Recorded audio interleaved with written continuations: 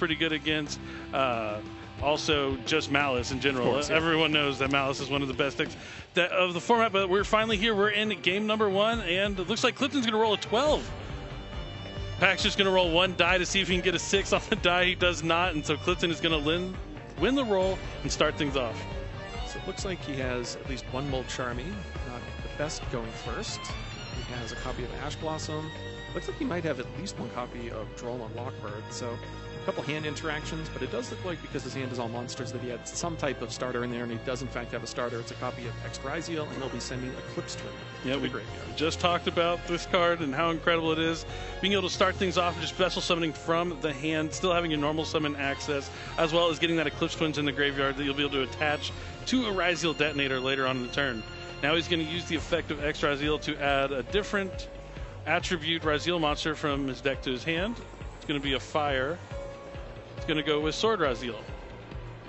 We've seen this time and time again, and as you mentioned, the reason why this is so good with MITSURUGI is once you get to a rank 4, being able to go into King of the Feral Imps lets you access that other portion of your deck. Now the Sword RYZEAL is going to special summon. It's going to add Ice RYZEAL to the hand. So this here is an opportunity for Pack if he's playing a card like Droll and Lockbird. Doesn't look like that's the case. Yep. Now a normal summon of Ice RYZEAL is going to special summon Star RYZEAL from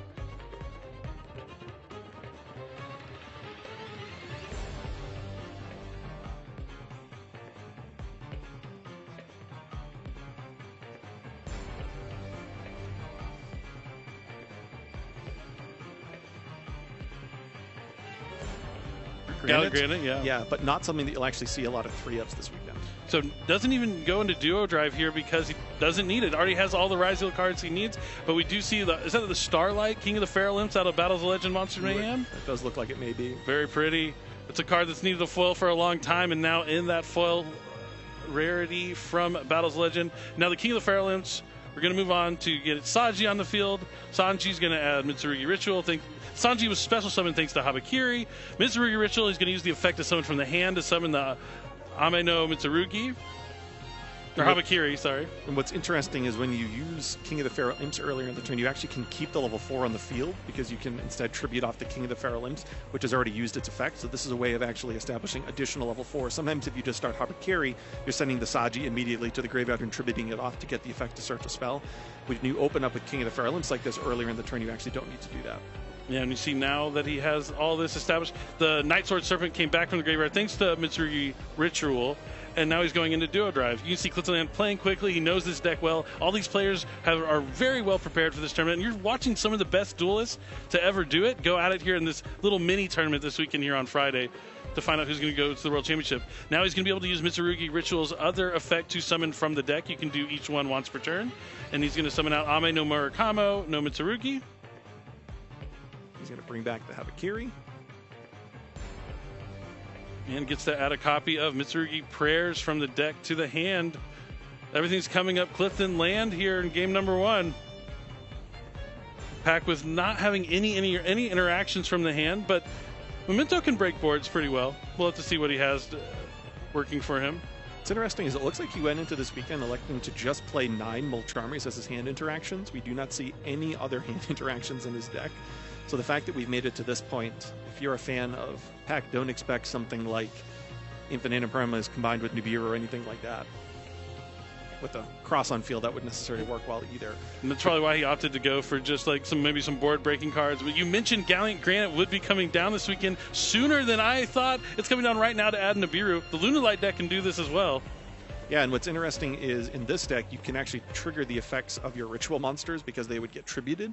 And then in the Lunalight deck, it actually combines well with Liger to maintain itself on the field while also just tributing all your opponent's cards because it's unaffected by anything that's not a Lunalight monster. It's so cool.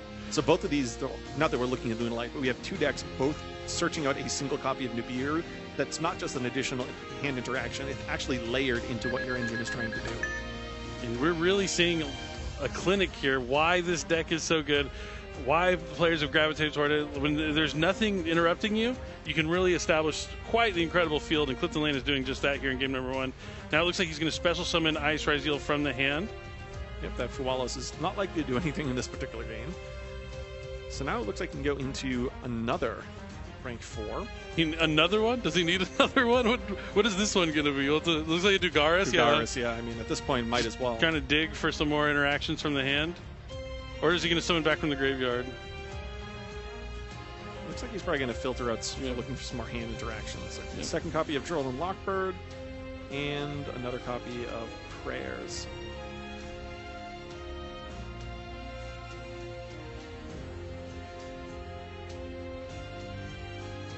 Now he's going to activate RYZEAL Cross again. At this point, one of the beauties of a deck that can search out so many cards over the course of the turn, but then stagger the draws into the later portions of the turn, is that his deck is much more concentrated with those hand interactions that he's trying to dig towards. Cards like, he already had a copy of Ash Blossom, but if he did not already have a copy of Ash Blossom, he could be digging for a copy. It doesn't look like he has an Infinite Impermanence yet, but it does look like he has 3 in his deck, so he could be digging for cards like Infinite Impermanence, would add another layer of interaction to his field. And it looks like Clifton, though, is satisfied with this opening turn. Yeah, I think you touched on something that's really important about all card games is thinning your deck out to be able to dig for the options that you really are looking for. Definitely some fundamentals there. But let's see how Pack is going to work his way through this board. He's going to start with a normal summon of Memento Anguish. Which is, in a vacuum, basically the best one for you to open with. Here's a reason why he's playing 3 copies. It's going to now allow him to search his deck for Memento.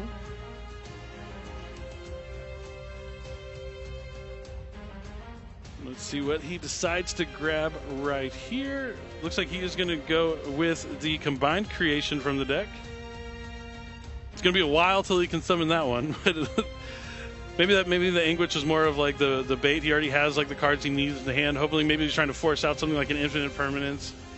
And that detonator has plenty of material. He has a material to detach to destroy something, and then another material to detach to destroy itself and summon it back with Eclipse Twins to get 2 more destruction effects. Something cool, actually, is because he has Nibiru in hand, one of the things that you can do is actually time it so that when the Eclipse Twins activates, the detonator is actually in the graveyard already with the Nibiru, so that you can actually make it so that post-Nibiru, the Eclipse Twins brings back the detonator.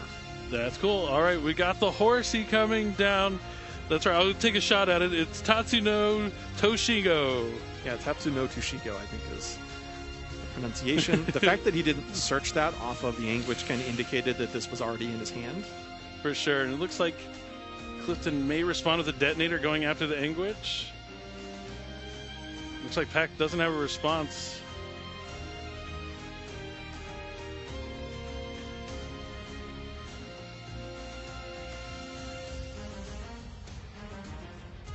Yeah, Clifton still has the RYZEAL Cross online, a couple of set cards. He's going to have a board wipe available to him.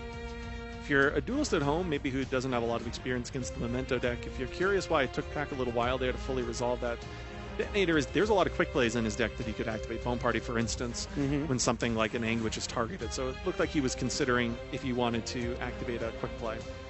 Detonator's going to use his effect again to target the horse, and then it's going to be chained with Memento Sheeply here from Pack. So the reason there why he would target the seahorse, as many people would refer to it as, is it wants to make it so that it's not on the field to kind of recognize the leveling. Makes a lot of sense.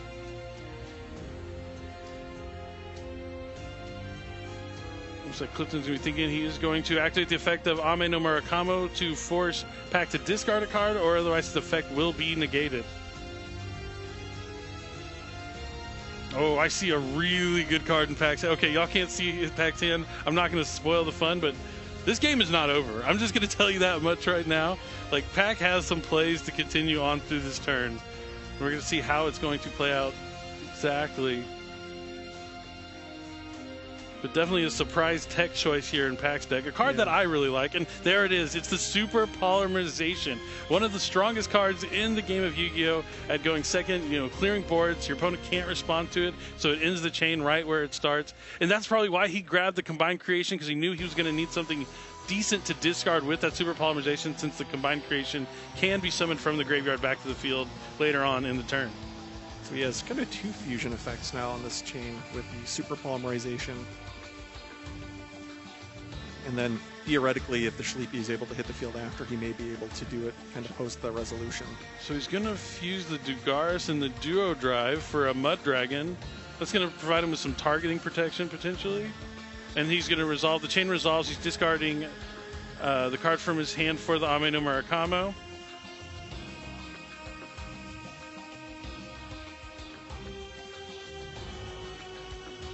So now the question here is he going to negate with the cross? So he's going to negate the Sleepy with cross.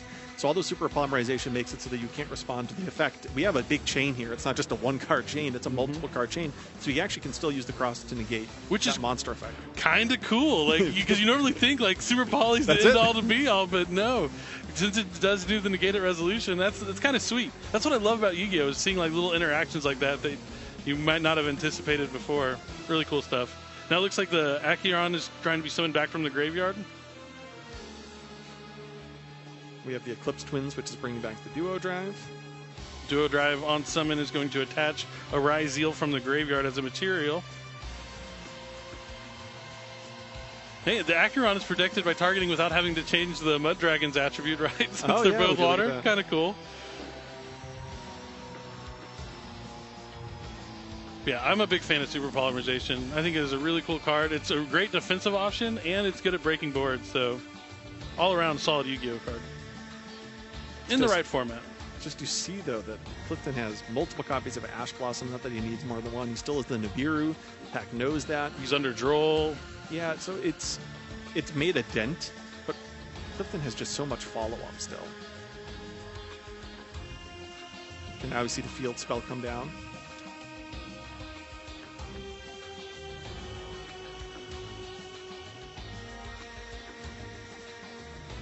All right. Looks like Clifton's going to think about this for a minute. He still has the prayers set, right? Yep, prayers should theoretically be set. I think it's actually potentially 2 copies of prayers. That would give him the opportunity to tribute off the Ame no Murakamo.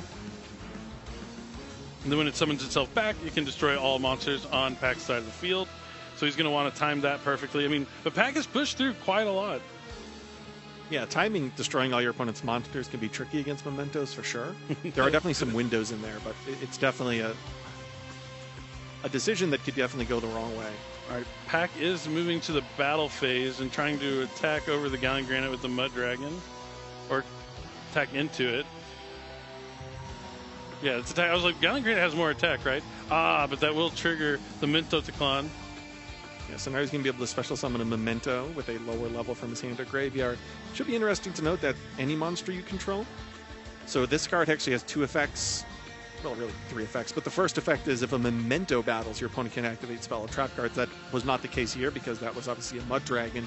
The second effect, which you would think would be leading from the first, because of this idea of being able to attack into your opponent's monsters that have higher attack, allows you to special summon a Memento from your hand to graveyard, but it requires just any monster being destroyed. It doesn't have to be a Memento, which is why you see here his ability to put Sleepy on the field.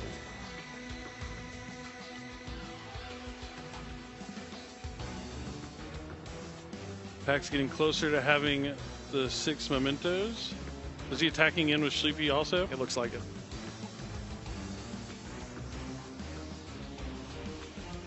Now this is going to let him send a Memento card to the graveyard from his deck. Okay, so you could do a Foolish Burial-like effect, but it's any card, right? It is any card. You could send down Memento Fusion or...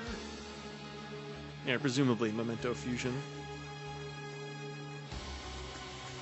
I mean, you can send others, but that's certainly one that would have amongst the highest amount of utility here. You could send Bone Party. Doesn't necessarily have as much utility, though, in the graveyard. Couldn't quite catch what he sent. The graveyard's fanned out kind of horizontally. Far. Yeah, where it reaches off the screen. Hopefully we can scoot that graveyard in a little bit so we can take a look at what's on top. Okay, so I'm almost... It has to be Memento Fusion or Bone Party? It could be either one. The fact that he reset it makes it so that I guess you could theoretically see that be Bone Party. Yeah. But it's not clear. We weren't able to see it. So we'll be one of the only people in the unknown. Clifton knows what it is. Pack knows what it is. The people who need to know, know. All right, so it looks like Clifton is going to start off his turn with a Link Summon for Dynamundo. I love Dynamundo. It's a cool one for Ritual decks. The blue cards, but not those blue cards, the other blue cards.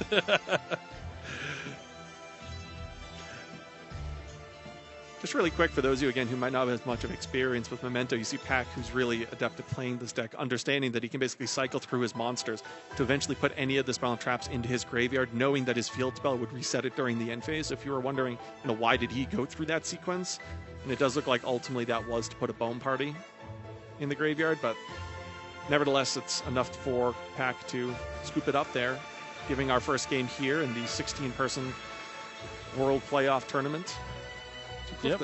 Yeah, it was a good game to the deck because you can get Memento Goblin, but let's find out if that will be happening here for Pack as we jump into game number 2. Quick handshake between the two respected duelists, and let's jump right into it. He's got that single copy of Pot of Prosperity. All right, going to start things off with Bone Party. Going to discard... Oh, the Memento. Yeah. That's the Trihorn Dragon Memento. Yeah. Don't see that one too often. I was just about to say, it's not one you see all the time, but it's definitely a card that you see from time to time. It's an interesting inclusion. Kind of adds, if things are going well, another layer of disruption on top of and board breaking ability. All right, so I think we saw him summon the Anguish, and then that was met by an Infinite Impermanence, and then Pack chained the Goblin Biker Breakout to get the Anguish off the field, so it will resolve. He gets the Memento Goblin on the field and adds a Memento from the deck to the hand. So far, things looking good here for Pack. As I mentioned, Memento is one of those decks that can really play through a lot of disruption. They have lots of extenders, lots of ways to keep on going. Yeah, so Goblin on its own allows you to destroy a Memento monster and then send 2 more Memento cards. Again, cards is important because the field spell lets you reset during the end phase with different names to the graveyard. And it on itself can actually destroy itself, as we just saw there, which is why the Goblin Biker Grand Breakout is such an important extender, because as long as you can get that Goblin effect off, even if it's the only monster on your field, it really fuels your graveyard there. It looks like he sent a copy of Gaddock, which is one of the cards you basically always send. Now, Gaddock is going to have an effect that allows him to special summon it. From the graveyard. From the graveyard. And then Molcharm and Meows come down from Clifton. And then target a Memento card in his graveyard and add it back to his hand. So it's a way, though, to basically filter into whatever Memento card that you need, because you can send the card you want to add back to your hand with Goblin as well. But yeah, Meow's a card that lines up pretty well here against Memento. All right, so it looks like Pack is going to use Memento Fusion, going to put back 3 Memento monsters from the graveyard to summon the combined Creation King. It's creating something, whether it's the Grand one. No, this is the king. He gets to send. This one reminds me of like Galaxy Eyes Dark Matter Dragon, right? You just get to send 3 Memento cards from your deck to the graveyard. An incredible effect. I love how its effect is worded in such a way too, where you can do it going first. You know, it kind of has that additional bonus, like, and then if you want to destroy some things, you can, but you don't have to. Yeah, you don't have to. I also love that you send a copy of itself in order to get access to the field spell. It's just kind of an interesting quirk. It's a really good card. Yes, yes. And I mean, I would say that is the reason why like Memento really got that extra push to become part of the meta. When that card came out, it really gave it that extra fusion monster they needed, along with the other fusion too, the Twin Dragon. Twin Dragon, yeah. Akihiron is a card that's so important in the grind game. You know, this deck seemingly will never run out of resources because you're shuffling all of your guys back into the deck, but you're also relying on cards like Akihiron from the graveyard being able to special summon itself back out whenever a Memento card is destroyed. Yep. We're going to see how he's going to deal with this Meows. Will he give Clifton any cards? Or is he just going to try and look? Yeah, he's going to dig for maybe an interaction from the hand if he has any that he potentially kept in or sided in. So one of the things about going first in sided games, a lot of duelists this weekend are going to elect to play cards, which we've seen for years now. You know, sometimes it's Dimensional Barrier, sometimes it's cards like Mistaken Arrest. I don't actually see any of those really high impact sided cards here out of Pack's deck. So this Pot of Prosperity is likely going to filter into something that is impactful, maybe Droplet, Stroll, Ash Blossom, but none of those cards that can really just single-handedly sway a duel in your favor in the post-sided game. So it'll be interesting to see what he selects off this Pot of Prosperity, knowing that he's not necessarily digging for something that's quite that impactful. Yeah, I like that you touched on the big like blowout kind of cards, and what really like I think brought those to rise in popularity was the addition of Triple Tactics Thrust from Photon Hypernova. Lots of monster effects being activated from the hand and being able to use that useful to get it. But yeah, we do see Forbidden Droplet coming off the top. And Ash Blossom. It's like just no droll. It's almost like I named one by one the cards that he could see off the top that he might get here as a point of interaction. Yeah, definitely. Magician, so said, so appears. Now let's see if he decides. Oh, it looks like he's thinking about taking the Dark Blade. Okay. Well, he did open this turn with Bone Party.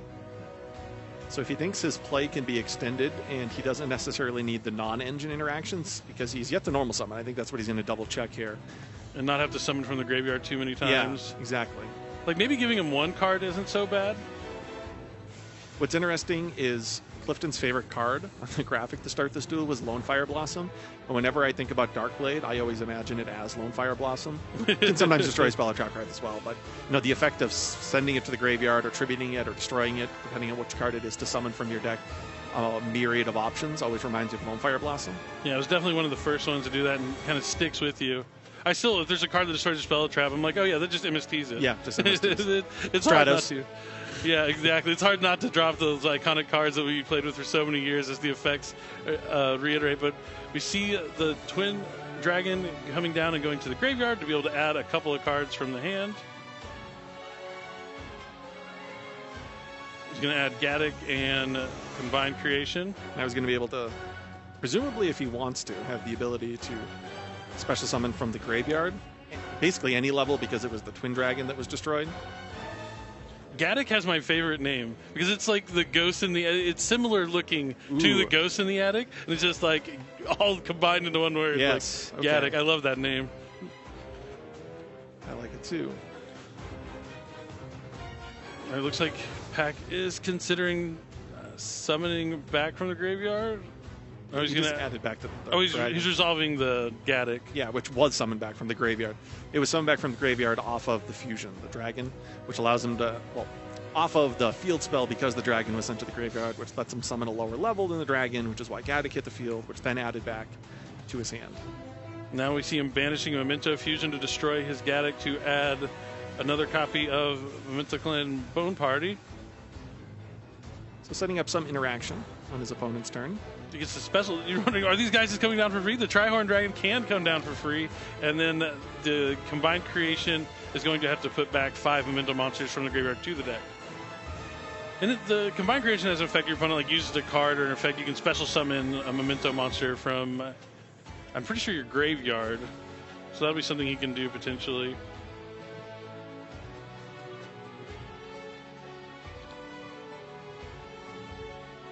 So it ends here with he has both of the creations, whether it's the Creation King or the Combined Creation. They're both there. Yeah, they're both there. They are both indeed there. With the dragon. And that was through Meow's Imperm. Ooh, Lightning Storm starting things off.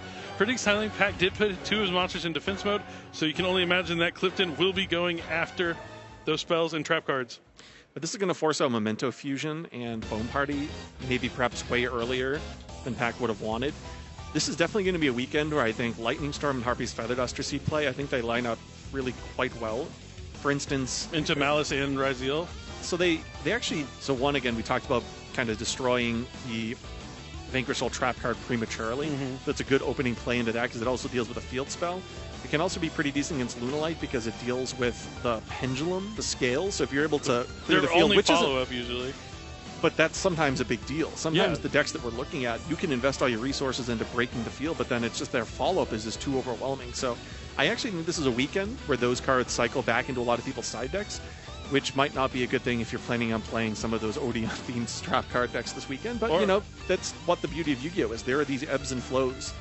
Yeah, and with the new Morganite cards in Duelist Advance that just came out, Stun has actually made a surprising comeback into the metagame. It's not a deck you might not face, probably won't face, but it is definitely on the radar as a deck that you want to keep, you know, cards in your side deck ready to go for those decks that are trying to lock you out of the game with those continuous trap cards and such. But it looks like we're going to go into Twin Dragon. Twin Dragon's going to kind of do its Psycho, where he can destroy a Memento, and then he can add 2 Mementos with different names from his deck to his hand.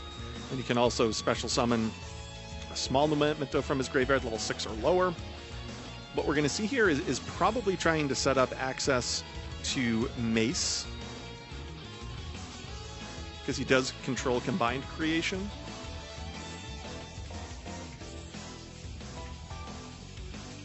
Yeah, absolutely. It looks like that Mace is and indeed Anguish. Yeah. So for those of you who are unfamiliar with Mace, Mace has a really interesting effect where And if you're wondering what are some of the interactions, well, if your opponent controls combined creation, you can actually discard Mace and then take control of one face-up monster opponent controls until the end phase. It means we actually have multiple decks right now that kind of play on the opponent's turn in that way of taking their monsters. Which is cool. It's definitely a unique type of interaction. It's like 3 different decks that there's always like a new interaction that's like better than the last. Like, oh, non-targeting removal. That's a really good way to deal to your opponents. But then there's ways to get cards back from the banished to graveyard. But when you take their monster, it's a little more steps that they're going to have to do to get that monster back on their side of the field. No, it's like you destroy some monsters, and it's, in the grand scheme of things, not that big of a deal because it has a graveyard effect, or it's actually better in the graveyard for one reason or another. It can be specials in the back. But when you just take it, now your opponent's looking at it like, I have to like destroy. I have to go out of my way now to use a removal effect on that monster. On my own monster. On my own monster to actually unlock if it has a graveyard effect. So, you know, it's actually something that can matter here because if you plan on ritualing and tributing off from the field, it can actually be a pretty good chain link too, because it can just take that ritual and pull it onto your side of the field, which then again does that issue of, you know, this monster is not where I want it to be for the most ideal outcome. All right, so we saw Habakiri summon Sanji. Sanji was in tribute off. And then added the MITSURUGI Ritual. Now Ritual is going to treat off the Habakiri to summon the Ame no Murakamo. So no RYZEAL cards here from Clifton yet, just the MITSURUGI cards. He's holding those RYZEALs at the end. You can see it looks like he has 2 copies of, I think it was Sword, it was hard to tell, but some of them look so similar. But here's the question. This is really going to put Pack to the test about whether or not he wants to use Mace.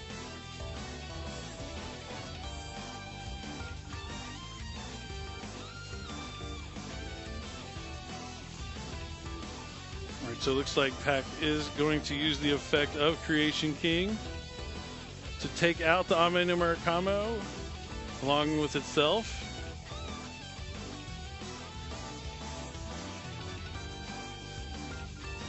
And he has to discard a card for the Ame no Murakamo effect that chained to the Creation King, so it resolves still. And we're looking at an empty board. Yep, that is one way of dealing with Murakamo.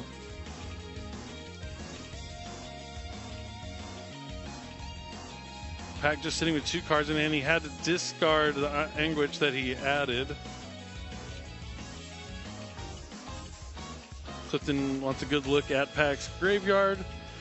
So he's choosing what he wants to add here, and he's going to add a MITSURUGI Prayers. Anguish is going to be special summon, and on special summon it's going to be able to add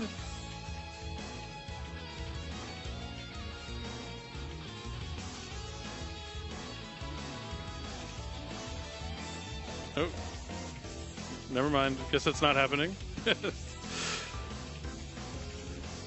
So Clifton probably feels pretty good about this. He was able to whittle down that full board, kind of backed on the back of that Lightning Storm.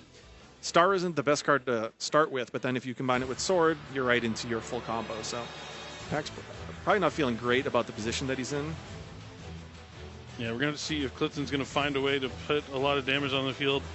Yeah, I feel like Pack had a decent field, but that Lightning Storm that started off the turn really turned things back into Clifton's favor. Because I mean, Pack had to deal with the Imperm, the Meows into the Lightning Storm. It can be like one of those 1-2 punches. It's really strong when you're going second. Yeah, if he didn't have that Lightning Storm and was able to sequence his Fusion and his Bone Party in such a way where it just layered the interactions, I think he would have been in a much better position. You know, the decks going first that can layer their interactions. When I say layer their interactions, what I mean is if you make it so that there's these sequences during the turn where now you can use this trap card, now you can use this graveyard effect, now you can use this hand effect, now you can use this obvious on-field effect, it's really difficult because your opponent gets to time when they want to use all those interactions, and it can just be really overwhelming to deal with. But if you have one card like Lightning Storm, which deals with the Fusion and the Bone Party, and make it so that the instances of interaction, the amount of times that Pack can actually interact go from, let's say, 4 to 2, it makes your turn much easier to navigate. So anytime that you can trade an interaction or trade down the number of interactions your opponent has, it can make breaking that board much easier. And it should be interesting to also point out, Clifton knows this matchup. Oh yeah, for sure. He knew Lightning Storm was an ideal side deck option in this particular duel. Yeah, for sure. Oh, and just to mention the thing earlier with the Anguish, there was a PE minor given to Pack just for trying to use a Twin Dragon effect to summon back that Anguish when he wasn't able to. No harm, no foul. But yeah, I think you brought up a lot of incredible points. It's like minimizing the amount of interactions is like step one to your turn and like breaking through your opponent's field. Definitely incredible insight there. We did see the duo drive here add, I believe, RYZEAL Cross and this node RYZEAL as well. So we now see Clifton with another access. It looks like he's running some math. As soon as Clifton activated that RYZEAL Cross, Pack did chain his Memento Sleepy just to get a monster on the field, because I think his goal right now is survival. Yeah, absolutely. He's not going to have many more in terms of interaction, but I don't know if survival is even going to be enough with how much Clifton will be able to have on the field. At minimum, a detonator when you're drawing the 2 cards in hand is pretty powerful. A detonator plus RYZEAL Cross. Yeah, it's almost like a worse preemptive Tragodia that he just activated, where a chop block. Yeah, it's hard to even describe it. Now, granted, I mean, it has another effect for those of you again who might not be familiar with Memento cards. During the turn where a card was destroyed, you can quick effect summon him from hand, and then from that point forward, you have an on-field fusion summon. You know, the moment that he's normal or special summoned, you can conduct a fusion summon. So, you know, there are situations where summoning it on your opponent's turn is great, but just summoning it, I will not be fusing with it. Nope. Yeah, he's just here to play defense. Clifton knows the last card in Pack's hand too is that Memento Mace. Exactly. So he can just kind of relax.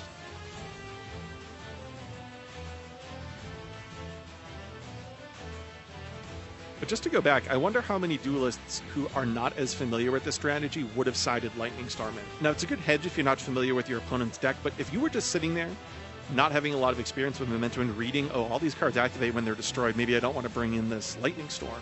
I could see a lot of players make that mistake when the reality is, as we saw there at the opening play, dealing with fusion and Bone Parted preemptively. Big impact. Yeah, it was huge. Definitely a huge side piece that even included in the side deck, let alone knowing to put it in this matchup.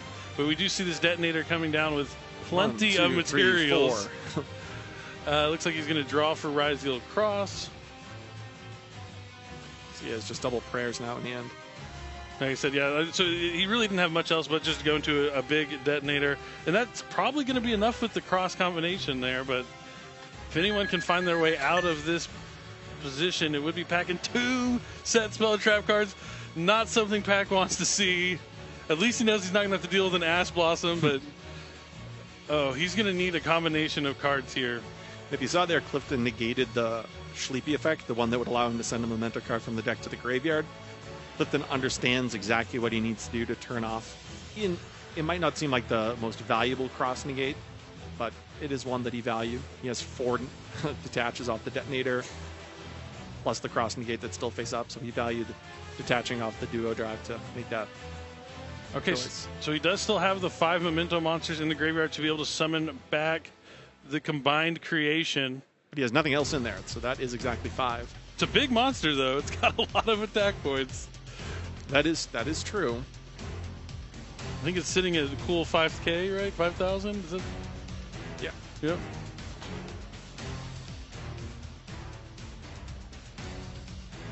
Just that classic 5/5. But now we see... That's more than Obelisk the Tormentor! Oh. And only occasionally more than Slifer. Occasionally. Slifer and Raw, they can get a little out of hand. Alright, so we see the prayers, summoning back the Ame no Murakamo. That destroys the combined creation.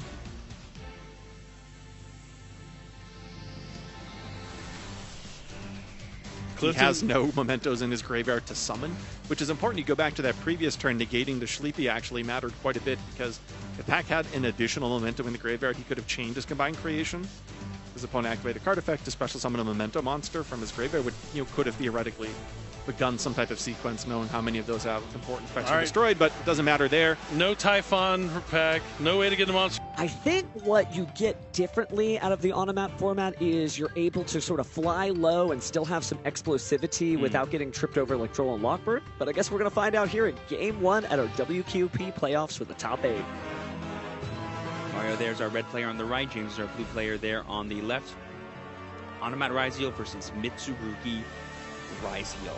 Zexal versus TCG exclusive. yeah, the anime versus the real world. Ooh. Stakes have never been higher in this top 8. Let's do high roll. Yep. So they're rolling for high here. That is one off the screen there, but I think it's a... I have a 7. It's a 7 for James. I believe they are rolling for high. And that's an 8. One bigger.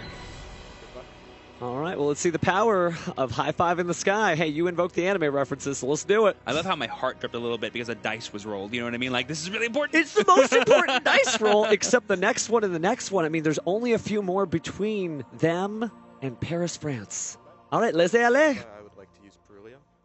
Okay, so we're going to be starting off with a Perulia. I believe in the draw phase there was fired from James, just trying to dodge any shenanigans and make it really hard. Ooh, but there we see the call call to the grave. That's going to be really huge because in a RYZEAL Automat deck, you summon from your hand quite a lot. Certainly do, but there could be a Fawalos, maybe follow-up, but it doesn't look like that's being activated now. So Mario is going to go ahead and play that first card, Onomata Pyra. Yep, we're going to be sending Node there for the cost. I believe this will just let him search for any of the names, whether it's Gagaga, Zubababa, Dododo, and I believe Go Go Go. Mm-hmm. Yes. Not sure if he has all those legal targets in deck, but we'll see. Taking a look at the hand there and deciding which level 4 monsters. Some level 3s actually, level 6s too. They all modulate to be level 4 in the end. Looks like we are going to get level 6 Do Warrior. Mm-hmm. Counting on my hand just to make sure. Yeah, that's the one that can summon itself by sending, and then it becomes level 4 when it's in play. And the second choice is going to be... Gagaga Ganbara Knight, which is a really powerful going second tool. And on resolution of the Pyra, we see Troll and Lockbird coming down from James.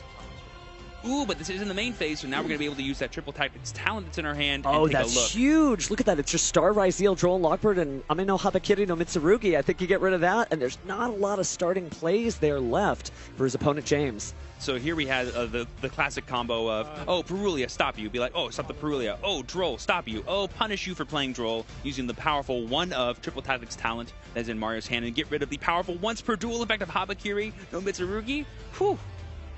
Definitely a good and strong start here, and I don't know how much James is going to be able to get started, but if we know Mitsurugi's powerful. One card, you just happen to draw another copy of Habakiri on your draw phase. That may be able to get you out of this.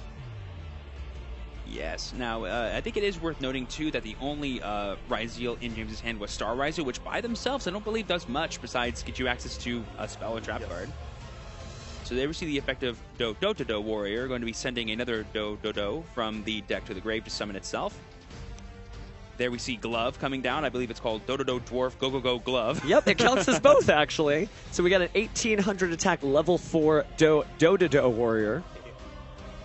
And the Glove has a really powerful graveyard effect to summon itself back. It does. So basically an easy way to get an Xyz monster out, but doesn't rely on anything like Droll and Lockbird, locking them out of their ability to search through the deck. Just sending that to the grave and then special summoning from the grave. You need some different cards for that to stop this combo. Now, it is worth noting that we are under Droll and Lockbird, so while the Dododo has a powerful effect to let you, once it's detached, search for a Zubababa, you won't be able to do that, so maybe Mario might not go for the standard line and go for a more conservative one, but because if he doesn't have any RYZEAL cards in his hand, he won't be able to access the engine through Duo Drive and stuff like that, because of the Droll and Lockbird, so I wonder where he can go just by using these cards.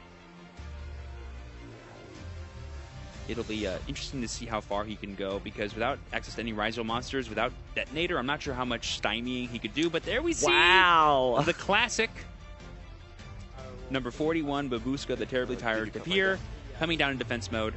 That was enough to say, Mario, your turn's over, but I saw your hand, James. Yours is probably over too.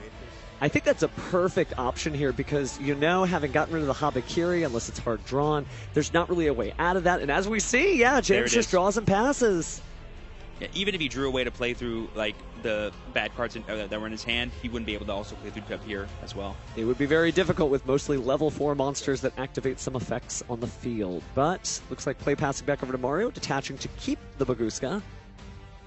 See what he does next here. Obviously, he may need to turn to attack mode, but he has to decide whether or not he's going in right at this moment. And there should be another copy of Droll and Lockbird still in the hand, so you kind of have to keep that in the back of your mind. I'm still really playing the same turn here, but he's going in. Turn to attack mode. And there we see the Gagaga Ganbara Knight coming down. This will be summoned by revealing a Gagaga monster from the extra deck that is Gagaga Girl, which is a new card from Duelist Advance.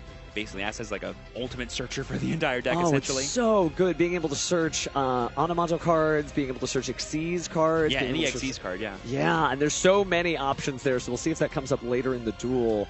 So this will now be able to summon itself, and then he has the option to use one of two effects. Either he can switch something from switch battle position, or he can summon a Gagaga from his hand. We're going to see, is that Zubaba Bancho? It is Zubaba Bancho Gagaga Coat. Fine, nice. I slipped it in. Normally that's the card you search off of your Do Warrior's effect when it's detached, but having it hard drawn in hand gives your Gunbara Knight a little bit of extra oomph, so that's pretty nice to see. It's a really powerful tool of extension. It had a huge wave of play in Duel Links, basically like changed the format, and it's nice to see it back here and doing its best. So we are going to go ahead and bring back the Do Dwarf Go Glove, and we got 3 level 4 monsters. We could do a lot of stuff here for Mario, but I think the only thing he's thinking about is how much damage we can do. We do know that James has another copy of Droll and Lockbird, so he's probably trying his best not to play into that if he can, and really save when he does that first/only search for the turn. Could be an important thing to think about. Sorry? I special did with the Gunbara Knight. People are just asking questions about how the Bancho got played. It was special off the Gunbara Knight's effect. It's all one effect to reveal itself, reveal a Gagaga, summon itself, and then summon it, or switch the attack and defense. Sorry, switch from battle position. Well, Duelist Advance was only legal as of last weekend, so Duel is still trying to come to terms with some of these cards, figure out the effects and whatnot, but it seems like Mario knows what he's doing. Gonna go ahead and perform an Exceed summon here for RYZEAL Duo Drive. Yeah, he needs his RYZEAL engine. And you know what's better than searching one card? Searching two. Like, if Droll's gonna stop me, I may as well do it once. We did have the Node RYZEAL that was in the yard because of the earlier dump, and there we just see James offering the concession because he knows that that Duo Drive is going to lead to a nice RYZEAL summoning, at least a detonator, and even if he doesn't lose the game that turn, he won't be able to break the board no matter what. So kind of a rough start there for James. Doesn't mean he's down and out, but without an initial game plan, that triple tactics talent really stopped him dead cold. Yeah, and when you're in a single elimination bracket like these two players are in, you don't want to play for the tie, you got to play for the win. So him maximizing the amount of time he has left to make sure he has Game 2 and Game 3 locked up is, I think, a really heads-up play from James. Having 47 minutes left on the clock, they certainly have plenty of time. Only 3 minutes for side decking, obviously, but you got to think to yourself, most of the options you would have to combat RYZEAL, which has been popular, most of those probably are going to work against the Onomop deck. Right, because it's essentially just an extra rank 4 toolbox that also has access to, like, really fun ways to utilize your materials. Yeah, it's funny, we used to, as RYZEAL duelists, say, oh no, we lost a bunch of RYZEAL named cards. What are we going to replace them with? Well, some of the silliest names in the Yu-Gi-Oh! Trading card game. Yeah, and normally you see RYZEAL sort of supplemented with things like MITSURUGI, things that aren't Xyz archetypes, because RYZEAL is so good at doing the Xyz thing that you don't really need any extra help. But ever since our most recent FNL list, where a lot of the RYZEAL consistency kind of got cut down, pure RYZEAL has been really hard to make work. So having something like Automat not only be that extra extension you need to increase your power ceiling, but also be a boost to your consistency is pretty cool. Certainly gotten them this far in the tournament. Remember, we are in the second round of our single elimination top 16 here. So obviously it's worked so far. They haven't made any bad choices, but they've got to make some decent side deck options here work and hopefully draw into them at the right time.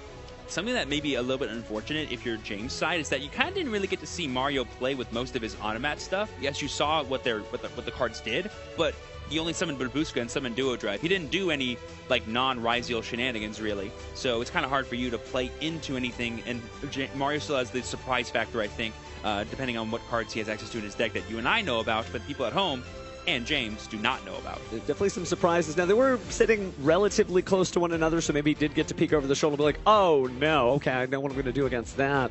But I guess we'll have to find out here shortly. I think you're right, though, that we really didn't see any game plan. So it's very wide open what Mario intends to do in a game state where he's not sort of pre-locked his opponent out of doing anything in reply. And, to be fair as well, Mario only knows that Mario does know that James is playing MITSURUGI RYZEAL because he saw the Habakiri off of his talent, and so I imagine he's more than well versed enough to play against this matchup, and so I'm sure his siding pattern is already teched out for it. So not only is James not seeing how Mario plays with his main deck, he also now needs to contend with, how's he going to play with his side deck? Well, looks like we are getting our headphones back in here on the judge side, so imagine we are just about ready to go here. Oh yeah, both players are all sided and ready. They're shuffling up. They know whatever their game plans are going to be, and hopefully they're good enough to win in this match. Here comes the cut. Again, you've been here on the stage before, but it's a very different vibe when you are just a few rounds, just a few duels away from the Yu-Gi-Oh! World Championship. It's a dream for many duelists, and for somebody amidst our top 8 remaining duelists, they're really going to make it happen. They can smell the baguettes right now. Well, Mario up 1. James getting an opportunity to go first here. I think, you know, he'll be able to establish a pretty decent game plan. I'm just very curious to know what he intends to do sort of in advance to stop Mario here. How is he going to play? Just trying to keep you off like as many bodies as possible. But like I said, the Automat deck is just really good at spamming bodies without using your normal summon. And then if your normal summon is Ice RYZEAL, you know, you can just go from there. Yeah, well, here we're going to go from here. Game 2 of the top 8 WQP playoffs. Like you said, I'm pretty sure James is going to opt to go first here, just establish as many interruptions and interactions as possible. That's what this deck wants to do. There could be some fun, like if he's left unfettered, popping off moments that we saw Clifton do earlier today, but we'll find out together. Looks like no more Charmies here. Starting out with prayers, and we are tributing, I believe that's Kusanagi. That's fine. This will allow him to search as well as... A quick look at the hand there to get a great look, but we are going to go for Amino Habakiri and MITSURUGI. Yep, and then we're going to summon back the Kusanagi using the other prayers effect. Yep, and then on a new chain, because Kusanagi was tributed, we're going to bring back the prayers from the graveyard. Classic MITSURUGI shenanigans we've been seeing since Supreme Darkness last August. Great stuff. So we are going to reveal Habakiri. I'm the special summon and tribute. And it looks like Mario's going to go ahead and let that go through.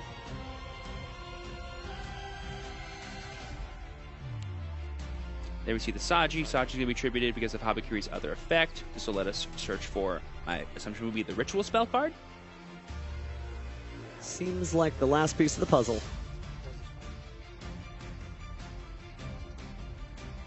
And then, did we have the extra Ritual monster in hand, or are we going to summon this Habakiri? Only see one blue card there. Yep, we're summoning from deck, so...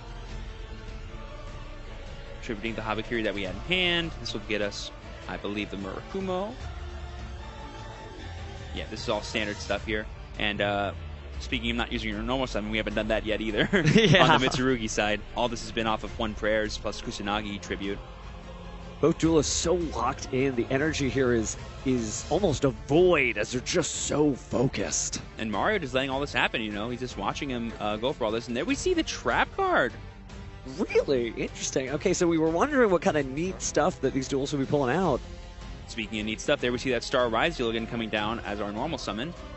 But it wasn't special summons. We're not going to see any cards set from the RYZEAL pool there. But we're going to go ahead and perform our first Xyz here.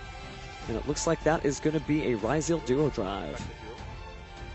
I saw Mario reach for his hand. Does he have something? No, the Duo Drive will resolve, and we will get 2 searches for RYZEAL cards here. This is everything James wants. He has his full MITSURUGI engine online already, and now he's just tapping into his RYZEAL cards.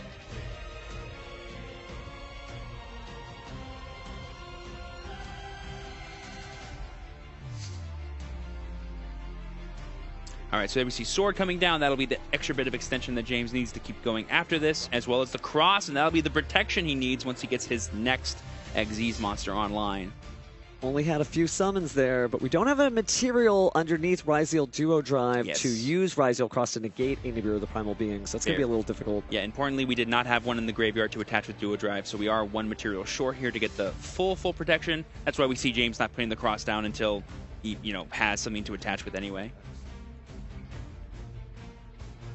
RYZEAL, very powerful, has some new options out of Duelist Advance. None of them relevant here, but again, it's nice to see that this card is still doing numbers for all those RYZEAL fans. So here you see X being special from the hand, going to be sending from our extract to the graveyard Duo Drive. Interesting, I guess just to have another material. Yeah, it's just always good to have as many names as possible in the yard if you can. So there we see the Cross before we go to our Xyz summon. Nothing here. And then we see the ever-faithful Xyz summon into... the man. It's got to be Detonator. The legend, the robot. There it is. RYZEAL Detonator. We're going to be attaching the Habakiri. That's cool. And then we're using the Cross's effect to put back 2 different names. Draw a card. Little mini Pot of Avarice for those watching at home. Or like a very inexpensive Jar of Greed. Or Jar of Avarice, excuse me. But here we are as he goes ahead and puts those 2 cards down. We'll see if that draw helped. It is another copy of Habakiri. and because we use our Kusanagi earlier in the turn, we don't get to use the ritual spell twice, so that's why we probably weren't going to be doing much with that. But we're going to set, I believe, a prayers and the trap card guaranteed. So now it's Mario's turn. So taking a look, thinking about what Mario's facing down, of course you have the 3 destructions from Detonator. You do have the ability to protect with Detonator as well. You have the Ame no Murakumo's effect in order to do that Magic Drain style of effect of saying, hey, you really want this card? I need to see one more card out of your hand. That'll cost 1 more. Yeah, that'll cost 1 more. The prices are a little different. And then the Purification set. Oh, this is going to be interesting. Don't forget the Raigeki-like effect of Murakumo too, because we have prayers set, I believe. But I don't think Mario knows that. Oh, but he would because it was added back off the Kusanagi. Kusanagi. He Yes, does know that's prayers. Or he at least has an idea that it could be prayers. Well, we're going to start here with a classic. Going to use X as Chain Link 1, and Mirror Logic Aggregators are going to attempt to negate. We're going to destroy the X, though. Yeah, so we're chaining Link 3 Detonator to Aggregator to get rid of the X. And then we're going to cross the X on Resolution because that's what cross can do. Got it. So we still have 1 more Detonator pop, but that 1 card got rid of 2 materials off Detonator. But if the Mirror Logic Aggregator resolved, then the Detonator's just sitting there Negated. shiny with materials. Doesn't do much. Exactly. So we basically forced it out, but there we see Dododo Warrior coming down again, going to be sending another Dododo card from the deck to the grave to summon it out and make it a level 4. So I think you're definitely right. We talked earlier about, like, what are you getting different out of all these Onomot cards? So RYZEAL doesn't have necessarily choke points, but there's some uncomfortable positions you can be in where you'll perform a normal summon of something like Sword because you don't control anything like the RYZEAL being gone. But with the Dododo Warrior, make sure I counted that right, you do get those extra extension without having to burn up the normal summon just yet. So I think this is really, if you're doing an advertisement for like a RYZEAL Onomat deck, that's kind of like at least one of the selling points. Yeah, you can just keep going, essentially, is like how this deck works. And then if you're just left unfettered, you can have that extra ceiling that all good RYZEAL Plus decks do. There we see the Murakumo's effect, forcing us to discard the RYZEAL Plasma Hole. That's a Huge fan favorite. Huge fan. So I'm glad that duelists are understanding how powerful this card is. You know, I've had so many experiences where, you know, you're able to just have the RYZEAL Xyz monsters, use it for the destruction, but that secondary effect of being able to perform an Xyz summon at a moment's notice, so good. Yep, and there we see the prayers tributing the Murakumo, which will do a whole mess of things.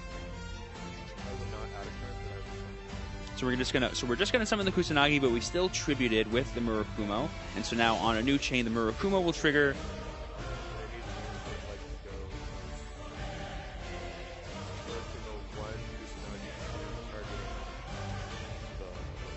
Yeah, so we're just summoning the Kusanagi to add back prayer. Oh, add back ritual, and then of course, as Chain Link 1 will have Murakumo to Raigeki the board. Yeah, it's about to be raining destruction. Purple raining. Oh, and we add the prayers as well. I totally forgot about that part. I always just think about the Raigeki part of the effect. This deck is very, very powerful, but it is facing against an even opponent here, so again, I have no guesses because we're still, you know, there's a possibility here that with this finally established board, James is able to bring it to a game 3, but then what? I mean, we still have Purification plus Detonator, which is kind of a lot, but there we see Gagaga Ganbara Knight coming down. We're going to be revealing the Gagaga Girl, but are we going to use the effect to summon or the effect to switch battle positions? Because we can still summon the card no matter what, but we have to do one of those things as well. It doesn't seem like there's anything where the numbers would be too interestingly different. Certainly you could switch the Detonator to defense mode if that's your concern. Well, really, it's like if he has another monster to special, that's another 2 materials. And so I think that's what James is thinking about, is like, let's use Purification, tribute our Murakumo, and stop it from summoning, because I believe it is an activated effect and not a summoning condition to summon Ganbara Knight. We are going to negate and destroy. That's right, because Purification does do that. Do we have any normal summons as Mario? We haven't used them yet, but Detonator might be able to stop any normal summon we have. Plus, who knows what kinds of non-engine James has at hand. Imagine you drop this Ice RYZEAL now. Yes! I mean, of all normal never summons, mind. No. The Ash Blossom will say no to that. Not playing any fan favorites here, just love seeing good Yu-Gi-Oh! And the Ice RYZEAL, perfect play. Ash Blossom and Joyous Spring, it has been cut out of a lot of lists. You know, I've been hearing at the local shops of various different things, but it looks like that was enough to get Mario to go ahead and concede this duel. So we are going to a game 3. Yeah, he was just able to lock Mario down with all of his interruption. I mean, you saw right there, Mario just kind of like watched James play for a second and said, hey, you have all of it. Can I play through all of it? Maybe? Maybe. I'll try my best. And it wasn't enough. having that hidden in-archetype negation effect is just very powerful. And I don't believe the Mitsurugi purification was known. I think it was... No, it was. Search. It was search. So you just had to give it a shot, figure out when your opponent was going to activate it. So at least for his troubles, Mario does have more information.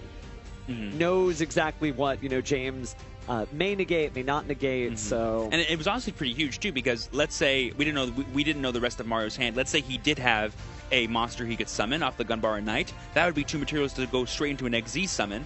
But because he purification, he didn't get any of those materials, and he actually lost a normal summon or a potential card that he could play.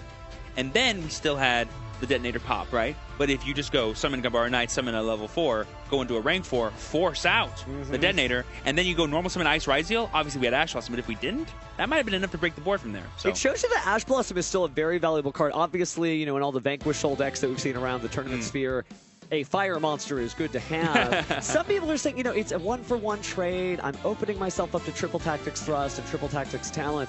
But that literally kept James in this match and shut Mario down. So I know it sounds very weird, but consider Ash Blossom and Joyous Spring. Maybe it's a good card, I don't know. That's always a fun debate. Is like, is this a good Ash format? And I'm like, I'm pretty sure it is, but it's like that's not the way I would phrase it. I would say this is a better Fuelos, Molcharmi, Perulia, Droll and Lockbird format than it is an Ash Blossom format, but there's no reason not to play that as well, because you just have the room to do so. Yeah, certainly lingering card effects can still get it. And there are decks where, 1-for-1 interactions like that are still valuable, i.e. Luna Lights from Duelist Advance. Let's just say you're going to wish you had your Imperms and your Ash Blossoms against that deck. We haven't seen any Luna Light play. I'm very curious to see if today or tomorrow, a lot of people hyped out about new stuff in Duelist Advance, and I want to see it. I have no doubt in my mind that it'll be here tomorrow. That deck is... pretty crazy. But talking about these decks a little bit, like I said, we did notice the extra extension that the automatic gave you. We didn't draw as many of our hard 1-ups that we probably normally do in automats. We were able to, if our Do-Do-Do combo went all the way through, get access to Ba-Ba-Ba Bancho, which would have been pretty cool. But we just shut down, and we were able to see the rest of it. Yeah, the destiny of this duel is really going to be determined on whether or not James draws either Droll and Lockbird or Ash Blossom and Joyous Spring in the opening hand, because if he doesn't have anything to stop it, and Nibiru is either sort of pre-prepped for, right, a good line that basically stops or anticipates Nibiru, or he also doesn't draw that either, that's going to be basically Mario just getting to play and play and play, and we saw how good that was in our first featured match of the tournament with Clifton. Clifton showed so many Xyz monsters on the field, like a ridiculous amount of Xyz monsters. Plus rituals, because why not? Oh, yeah. And honestly, I would say, too, what really is in James's favor right now is the Mitsurugi engine. The Mitsurugi engine by itself was what mainly stopped Mario's turn. Because as we saw, with one card, Mario was able to play through almost all the RYZEAL cards, the Detonator plus the Cross. And so, if it wasn't for those Mitsu cards, you might have just been able to break through no problem, no sweat. And so I think that's going to be Mario's biggest choke point if he's playing against James here, is going to be keeping him off that Mitsu stuff. The RYZEAL stuff, especially if you're already established, is nowhere near as scary as the Mitsu stuff. RYZEAL certainly flies low, and it's weird, too, for one of the most popular and powerful decks of this year to say, no, RYZEAL just kind of sneaks under the radar. It's just there. But it is true that it just has a very different game plan. It almost reminds me of a kind of variant of Kashtira, and people are like, wait, what do you mean? The idea is with Kashtira, they're typically responding to things, and yes, they do it a little bit later since it's a trigger effect, but it's just one of those decks that establishes itself and takes the opponent out, but if the opponent's already gone, well, we'll see what happens here in the game 3. Yep, and then we see Mario, I believe, proudly proclaiming he's going first as they draw their opening hands for what is the make-or-break game to get into the top 4. They basically need to win either this game and then the next match, and then that's it in the World Finals. They're going to Paris. All right, so your move, Mario. Let's see what you got. It looks like we're straight into main phase here. We're going to be activating 7 Tachyon. That's a really nice thing you can play in these more rank 4-oriented styles of RYZEAL decks. Like I said, we have the number 104 Masquerade being revealed here. But there we see the Ash Blossom. Now, we don't lose anything, though, which is nice. That almost is a nice trade because you don't end up in any different position, right? You still have the same number of cards in your hand. You just didn't get to sort of sculpt your hand. But there's got to be some power in there somewhere. So Mario taking a look there, thinking about what he's going to do with this remaining 4 cards. And in the age-old story of, like, if you're playing against Pure, maybe stopping that's not the best. But because we're playing against a mix, it might be better. So it's the Triple Tactics Thrust. Is he going to set a trap card? What kind of card would it be? A lot of different options this format, especially for this deck. I could imagine maybe different Dimension Ground. Perhaps you're doing something as easy as Dimensional Barrier. Call ritual, call yeah, tease. like when you know you're going first, this could be like a side deck inclusion from Mario that we're seeing right now. So it could be literally anything. And then it will probably be, is that Gravedigger's Trap Hole? Gravedigger Trap Hole. So he's running Plasma. Okay. Yeah, RYZEAL Plasma Hole and Gravedigger Trap Hole. I am Trap Hole. sussing out a Rafflesia, the Trap Tricks Rafflesia. He hasn't shown it, but it feels like, but that's so powerful. Yeah. You activate Habakiri, you're like, and they've already used it once per duel, so that's it. Yeah, being able to stop Habakiri is, I think, the big thing for that. And burning for 2,000 is also really, really good. Great effect damage there. That's it, though. He's going to slow down. All right. Yeah, I was mentioning earlier that usually when a non-pure RYZEAL deck opens with Tachyon, that usually screams a little bit of weakness in their hand. And because that was stopped, that was pretty rough. But there we see the prayers discarding the Habakiri. James knows this card's not doing anything. Let's just get rid of it right now, because if I try to use its effect, it'll just be stopped by Gravediggers. So first I need to out that before I can do anything else.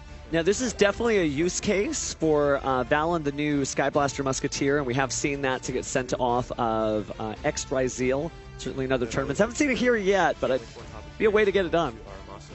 So here we see the effect of Habakiri Chainlink 1 and Chainlink 2 of Aramasa to search for a monster. And then Habakiri will, I believe, also search for a card. So Aramasa will add Murakumo, so we see Murakumo, and then Habakiri will search for Ritual. Get access to that spell card one way or the other, and because he's adding the Murakumo to his hand, he can just summon that rather than summoning it from the deck. All right, we finally hit the main phase, even though so many cards have been played. Going to activate beautiful copy of Mitsurugi Ritual there, and here comes Ame no Murakumo no Mitsurugi, tributing a Kusanagi and Saji, if I had to guess. Yeah, that would be huge amounts of pressure. Or Night Sword Serpent. Wow. Oh, Not everybody runs it, but man, is it good. Ooh, we're about to see, I believe, what the kids call a pop-off right now if we're on James' side, because the one bad thing about that Gravedigger's Trap Hole is that it does give you a card in play, so if you had any Molcharmies, you couldn't use them.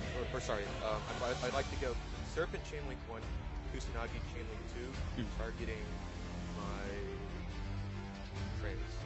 Alright, so we're targeting Prayers to Kusanagi, Chainlink 2, Night Sword Serpent to summon itself, Chainlink 1. Doesn't seem like we have any interactions. Mario pondering over his hand. Maybe he does have something that's just out of camera view.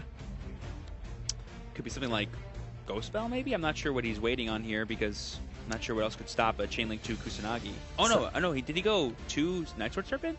I believe he did, yeah, and it looks like we're gonna just Xyz and a RYZEAL Duo Drive. And then effect to detach here. That's fine, he says. All right, so it looks like we're going to attach 2 materials and grab 2 RYZEAL cards from the deck. So something that I think a lot of the top players do in James' position is they always ask themselves, what's in my opponent's hand? You know, I'm doing this, I'm doing that. What are they letting me do? What are they not letting me do? I think James has a very strong read now that Mario's hand is really weak. It's probably full of like a lot of interesting side deck options, or, you know, one-ups for Onomats or one-ups for the RYZEAL engine that just aren't doing anything without any other cards. And so he just feels fully free just to hop off from here, because besides Nibiru, I don't think he's afraid of anything right now. Star RYZEAL effect? Now it looks like we are going to go ahead and do Ice RYZEAL special, and that's GG! Because Star RYZEAL gets cross, protects everything, and Mario's hand just is not strong enough, and then we'll have the damage. Oh, James. that's all she wrote then for Mario, but James just doing an excellent job communicating clearly and just devastating through, showing that, and well, looks like Mitsurugi won this match between Mitsurugi versus, of course, the Onomat deck. So I don't know if that's going to make people high-five in the sky a little less, but still, if the sky is cloudy, it may be kind of difficult, and the sky's always cloudy when Mitsurugi RYZEAL is around. I'm just still always impressed the more I see the Mitsurugi deck play. It's one of the most amazing TCG archetypes ever released in my era of playing Yu-Gi-Oh! And I just can't wait to, I just love seeing it perform well. Even though I'm a big Zexal fan, if any deck is going to beat it, I'm glad it's Mitsurugi. It's fair, it's fair. I mean, certainly if you're a RYZEAL fan, the RYZEAL's won, right? That's all you got to do. We can take out the Mitsurugi versus the Onomat deck conversation aside, but I do think we got to see a decent preview of some of the interesting stuff, and obviously Clifton was running some of that too, so I think that, don't worry Zexal fans, you'll have your day, you'll have your moment. Yeah, I think it just speaks to, like, once you have like a deck as robust and as layered as RYZEAL, just throwing another powerful engine on top of it like Mitsurugi just increases your ceiling so much to where you can play through almost anything. Like, he saw a Gravedigger's Trap Hole, a card that normally can shut down entire turns, and went, that's not enough. That's not enough, yeah, just was able to play through it. Which shows you, and I really like this format for that reason, no one card is going to shut this whole show down. You have to really engage your opponent, meet them where they are. And there are some cards, I know somebody in the chat is so actually, Pheromone, if you went and you type this, you'd be doing like, okay. But it's just true that like it's an interactive format where each of these trades back and forth really matter, and I think that showed that here. Oh yeah, but big shout out to Mario as well, getting this far, being one of the top 16 World's Points players. Hopefully you have better luck in the main event starting tomorrow. That is true. Like we said last time, Adicha, one of our competitors today, did not make it, and then went all the way around through the WCQ and was the #1 finisher. And certainly your playtest buddies are some of the best duelists in town. Why wouldn't you have great experiences? So Mario may make it soon. Oh yeah, that's something interesting too about this top 16 sort of single elimination event that we're doing here is all these players know each other. They've been seeing each other on the circuit all year long. They probably even tested with some of them to get ready for this event. Maybe now they're playing against their friends and they have to like kick their friend out of being like, sorry bro, I'll have fun in Paris without you. And so it's like a fun dichotomy of, you know, emotions, storylines, and just overall skill that I think we're lucky to be a part of. It really is. It really is. I think it's nice that certainly a friend may say, hey, do you want any like French copies of cards? But it'd be nicer to be the one asking your friend that. And so that's why every competitor is really in it to win it this weekend. Do you have Europrints? I think they'll be fun. Oh my goodness. This is one of those things where like every duel matters, and this is just a warm-up. We have 9 rounds of Swiss tomorrow for the WCQ and everything else beyond that. Like, this is day 0. It's not even day 1 yet. I did feel a little bit of a heart murmur, you know, going, oh my god, this is a single elimination round that we're doing, and it's the first round I'm casting today. Insane. Speaking of insane, let's go ahead and throw over to the cast to my boy Stephen Kangas to see what our winner has to say. Thank you very much. I'm here with James, winner of our top 8 feature match for the Points Players. Congratulations on the win, James. Thank you so much. Thank you so much. I want to start off by talking about the deck that you decided to pilot here because you're still on the RYZEAL MITSURUGI. That was the big question coming into the event. Is this deck still viable? What made you want to choose this one? For me, I just really like the going second ability. If you open a good hand, you could crack boards with just Engine, and it was also a comfort pick since it's also just what I've been playing for the past 2 months or so. And speaking of what you've been doing for the past 2 months, before coming up here, you mentioned how many regionals you've been going to, really grinding out to get the points to qualify for this playoffs. So I want to give you some time to reflect on the past year's work because you put a lot of effort into this points playoffs. Yeah, I've been just playing constantly. I had to just play two YCSs and a bunch of regionals to get here. So did you feel like that benefited you just putting all that time into the game leading into this tournament? Oh yeah, 100%. I think just playing so much, it just allowed me to get in motion. And we could see that on stage. It really felt like you knew the combos and how you wanted to approach that game. But you still have one more match ahead of you. If you're able to win that, you're booking a ticket to Worlds. So I want to talk about that. What would that mean for you to be able to say that you are a World Championship competitor? I would just be so happy because that would just mean that the entire year's work has just paid off. And again, a lot of work put into that. Congratulations, James, on the feature match win. Best of luck going into your next match. Send back to the casters. You just love to see hard work paying off, you know? I'm a big basketball fan, and they talk a lot about rhythm and, like, being in rhythm. And we saw James playing. He was never out of rhythm. He was always in there, and there was nothing Mario could do to take him out of it. No, I definitely like that rhythm comment because he mentioned the comfort pick, right? You're playing a deck. You know the deck's good. Don't listen to all the chatter out there. Every champion is their own person, and he made that decision for himself. I'm just going to play what I know, and it's working. It's definitely working. And speaking of working on a ticket to Paris, not everybody's going to go, but there's some cool stuff I hear that you can get from your official tournament stores. That is right. During the time of August 30th to September 14th, there's going to be World Championship 2025 celebration events or Yu-Gi-Oh! Held at participating OTS stores in North, Central, and South America. Get awesome prize cards like Breaker the Magical Warrior, Mirror Force, and beautiful other things, and being a part of the World Championships even though you're not there in person. No, it's certainly cool. I would definitely love to walk home with a copy of Force de Mille. And it's so neat to see, you know, the World Championship logo there in the 3 colors of the French flag. So certainly some neat stuff, and hopefully one of our listeners maybe walking home with that in August 30th to September 14th. Having a proper French breaker sounds really fun to me. Oh, yeah, absolutely. Just a wild tournament so far, and we're only like halfway through. Can you believe it? Just day 0. Just day 0. And I believe the next round we'll have for you guys is going to be the first top 4 match, which will be essentially a mini finals match for that match will decide who's going to Worlds. Yeah. So that's the thing. We're going to air both semifinals, which means we have to have 2 heart attacks to be like one of these people is going to make it and one of them isn't. And speaking of which, why don't we take a look at the bracket update here? Yeah, just to update you guys, we have James versus Jeremy actually already decided because Jeremy was able to take down John W. We saw the match here between James and Mario finish up. We still have games between Julian and Nathan and Aditya, last year's NAWQP winner, and Clifton, but currently Clifton is up 1-0. Both great duelists. Aditya thinking maybe I could beat the curse and I could just make it here the easy way. I don't need 9 more rounds of Swiss tomorrow and I could just sleep in. And Clifton thinking the same thing. Both of those duelists are very well qualified, so we'll have to see. This bracket is stacked. It is intense, is I believe the word we used earlier, and I think that is very correct. Wow, so I can't believe that just in a couple of weeks, these duelists are going to have to pack their bags and actually get up there. But just a wild time to be, in duelist advance and everything else going on. How are we going to do this? How are we going to survive this weekend? By dueling. By dueling. I like that answer. That's all we can do. Well, all we can do right now is go ahead and pause for just a brief moment, but do not go away. If you liked that last duel, we got 2 incredible semifinals coming up for you. So again, don't go anywhere. The Alliance Insight format as we know it is coming to an end as Duelists Advance rapidly approaches. Like most core sets, Duelists Advance comes with a bunch of new exciting cards to look forward to and, of course, a bunch of powerful support cards for existing archetypes. Today we're getting a cheeky little sneak peek at some of those cards, so let's get into it. Do us a favor though.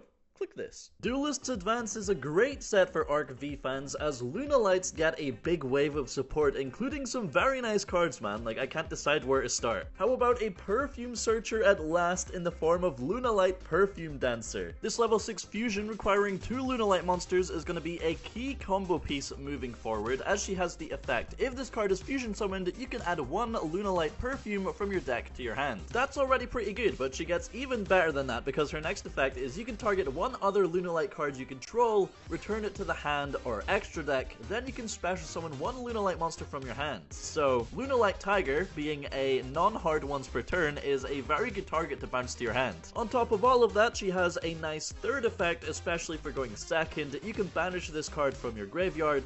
This turn, all monsters your opponent controls lose attack equal to their original defense, and you can only use each effect once per turn. Like I said, key combo piece moving forward. She pretty much does everything the deck could ask for, and of course, there's plenty more where that came from. Say hello to Lunalight Gold Leo, our first secret rare of the video, a nice little main deck monster for Lunalights here, with the effect, if this card is normal or special summoned, you can add 1 Lunalight monster from your deck to your hand, except Lunalight Gold Leo, then discard 1 card. So not only are you able to search any of your Lunalight monsters, you're also able to trigger their graveyard effects by discarding them to the graveyard. Gold Leo also has the effect, if a Lunalight monster is sent to your graveyard while this card is in your monster zone, even during the damage step, you can target one of them, add it to your hand, and you can only use each effect once per turn. This compared really nicely with Kaleido Chick's effect to send a Lunalight monster from deck to graveyard as cost, and then Gold Leo can just add it from your graveyard back to your hand. So yeah, that's one main deck monster in Duelists Advance. The other main deck monster is Lunalight Silver Hound. This is a great target to discard off of the effect of Gold Leo because if this card is sent to the graveyard by card effect, you can special summon 1 Lunalight monster from your deck except Silver Hound. But of course you cannot special summon from the extra deck except Lunalight monsters while you control that monster. Yeah, we don't want another RYZEAL duo drive moment, you know? But yeah, Silver Hound has another trick up her sleeve, and that is when a spell or trap card or effect is activated on the field,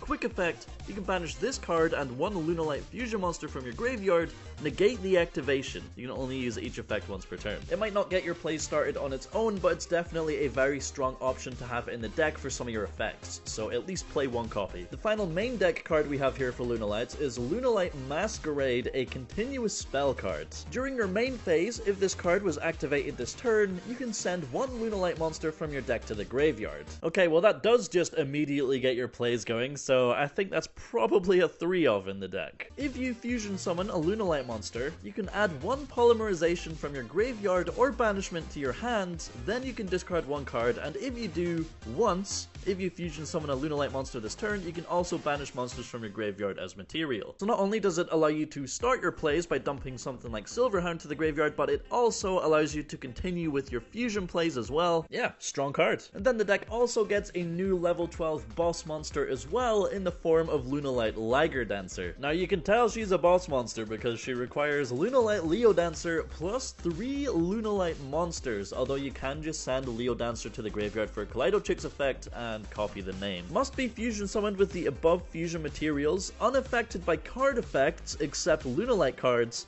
can make a second attack during each battle phase. Once per turn, quick effect, you can send 1 Lunalight monster from your extra deck to the graveyard, destroy all your opponent's special summoned monsters. 3800 attack, 3500 defense. Really just the cherry on top for a strong wave of support to the Lunalight deck. Next up, TCG has been cooking with the ritual mechanic recently in the form of Mitsurugi. Well, they've been cooking with the mechanic even more, and we now have a ritual monster that can ritual summon itself. This is Miracle Raven, a 0 scale pendulum ritual monster with the pendulum scale effect. Once per turn, during your main phase, you can ritual summon this card by attributing monsters from your hand or field whose total levels equal or exceed 1. And then its monster effect is you can ritual summon this card with Miracle Raven, of course, itself, must be ritual summoned. This ritual summoned card is unaffected by your opponent's activated effects. If you ritual summon exactly 1 ritual monster with a card effect that requires use of monsters, this card you control can be used as the entire tribute. If this card is tributed for a ritual summon, you can add 1 ritual monster from your deck to your hand. You can only use this effect once per turn. So a very interesting set of effects there, but it also comes paired with Readying of Rites, which is a normal spell card, and this kind of perfectly sets up the Miracle Raven because the effect is add 1 Fiend ritual monster from your deck to your hand, then if you added a Pendulum monster, you can special summon 1 Sacrificial Offering token, which is a Dark Fiend level 1. So the idea would be you start with this, you add Miracle Raven and summon the token, and then you scale the Miracle Raven and attribute the token to ritual summon out the Miracle Raven. Of course, while you control the token from Readying of Rites, you cannot special summon from the extra deck, and then it has an effect in the graveyard as well, and that is when your ritual monster inflicts battle damage to your opponent, you can banish this card from your graveyard, draw 1 card, and you can only use each effect once per turn. But the ritual support doesn't stop there because we also have Ashland U1000, which is a Link 2 Cyburst monster requiring 2 monsters with different types and attributes. If a ritual monster this card points to attacks a defense position monster, inflict piercing battle damage to your opponent. You can only use each of the following effects of Ashland U1000 once per turn. You can reveal 1 ritual monster in your hand, add 1 ritual monster with a different type and attribute from your deck to your hand, and if you ritual summon except you're in a damage step, you can target 1 face-up card your opponent controls, return it to the hand. That last effect is really nice, going second for almost any ritual deck. It allows you to help break your opponent's board, and any kind of consistency when it comes to ritual decks is very much appreciated. Next up, we have the 3rd Morganite spell released into the game, Guilt Gripping Morganite. For the rest of this duel, apply the following effects. You cannot activate monster effects in the hand. You can normal summon level 5 or higher monsters without tributing. You do not pay life points to activate spell or trap cards. Yeah, Morganite Stun is starting to sound more and more like a very scary deck, but you can also banish this card from your graveyard, reveal 1 Morganite card in your hand, place the revealed card on the bottom of the deck, and then draw 1 card. This time though, the Morganite spell comes with a Morganite main deck monster. This is Morgana the Witch of Eyes, a level 4 dark spellcaster who's always treated as a Morganite card. She has a whole bunch of effects, starting off with when an opponent's monster declares an attack, you can banish 1 Morganite spell from your graveyard, negate that attack, and there's no once per turn on that effect either, so if you have multiple Morganite spells in your graveyard, you can negate multiple attacks. You can only use each of the following effects once per turn. If this card is normal or special summoned, you can add 1 Morganite spell from your deck to your hand. Pretty good. Finally, if you have 3 or more Morganite spells with different names in your graveyard and or banishment, you can change the attack of all face-up monsters your opponent controls to 0 permanently. I'm excited to see what people cook up with these Morganite cards. They pair really nicely with the Dominus cards, so we could very well see a Trap Stun deck on the horizon. And now we get to some of the standalone cards in this set that don't really compare with anything else, starting off with Secretarian Dragon, a light level 8 Dragon Fusion requiring a Dragon and a Spellcaster monster, and this is ultra rare. This card loses 100 attack for each of your banished cards. While you control this fusion summoned card, your opponent cannot activate the effects of special summoned Dragon or Spellcaster monsters they control. On top of that, you can target one Dragon and one Spellcaster monster in your graveyard, special summon one, and if you do, place the other on the bottom of the deck.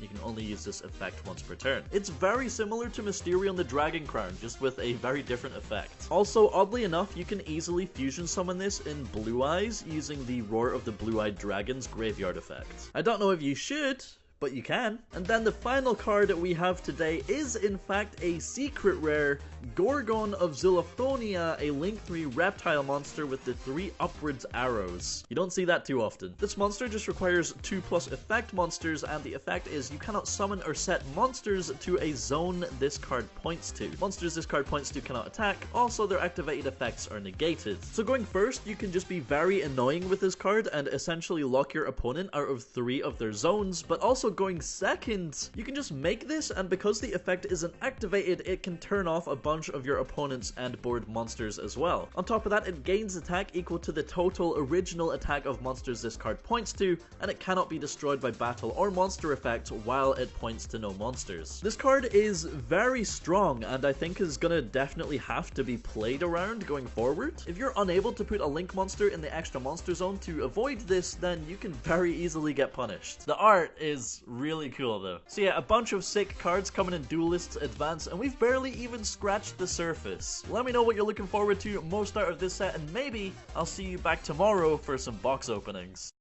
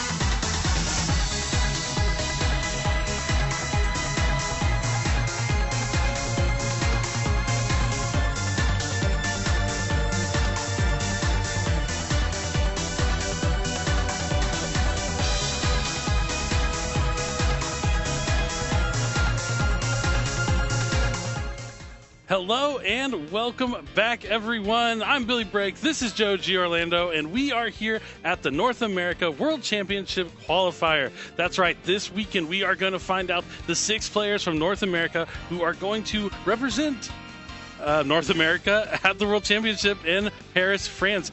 But if you're wondering, why is it 6? I thought only 4 people got to go from the NAWQP. Well, you would be right, but today is day 0. This is where we're having the world's qualifying point playoff. That's where the top 16 players who played in the most amount of tournaments, did the best at regionals and YCS, came here to play in a single elimination tournament. We've already had our top 16 and our top 8, and this is going to be our first top 4 match where the winner of this match will be going to the Yu-Gi-Oh! World Championship. I'm excited, Joe. Yeah, we actually get to watch a player who we saw earlier today featured, who not only would be bringing himself to the championship, but also his wife. So I'm actually kind of partially rooting for.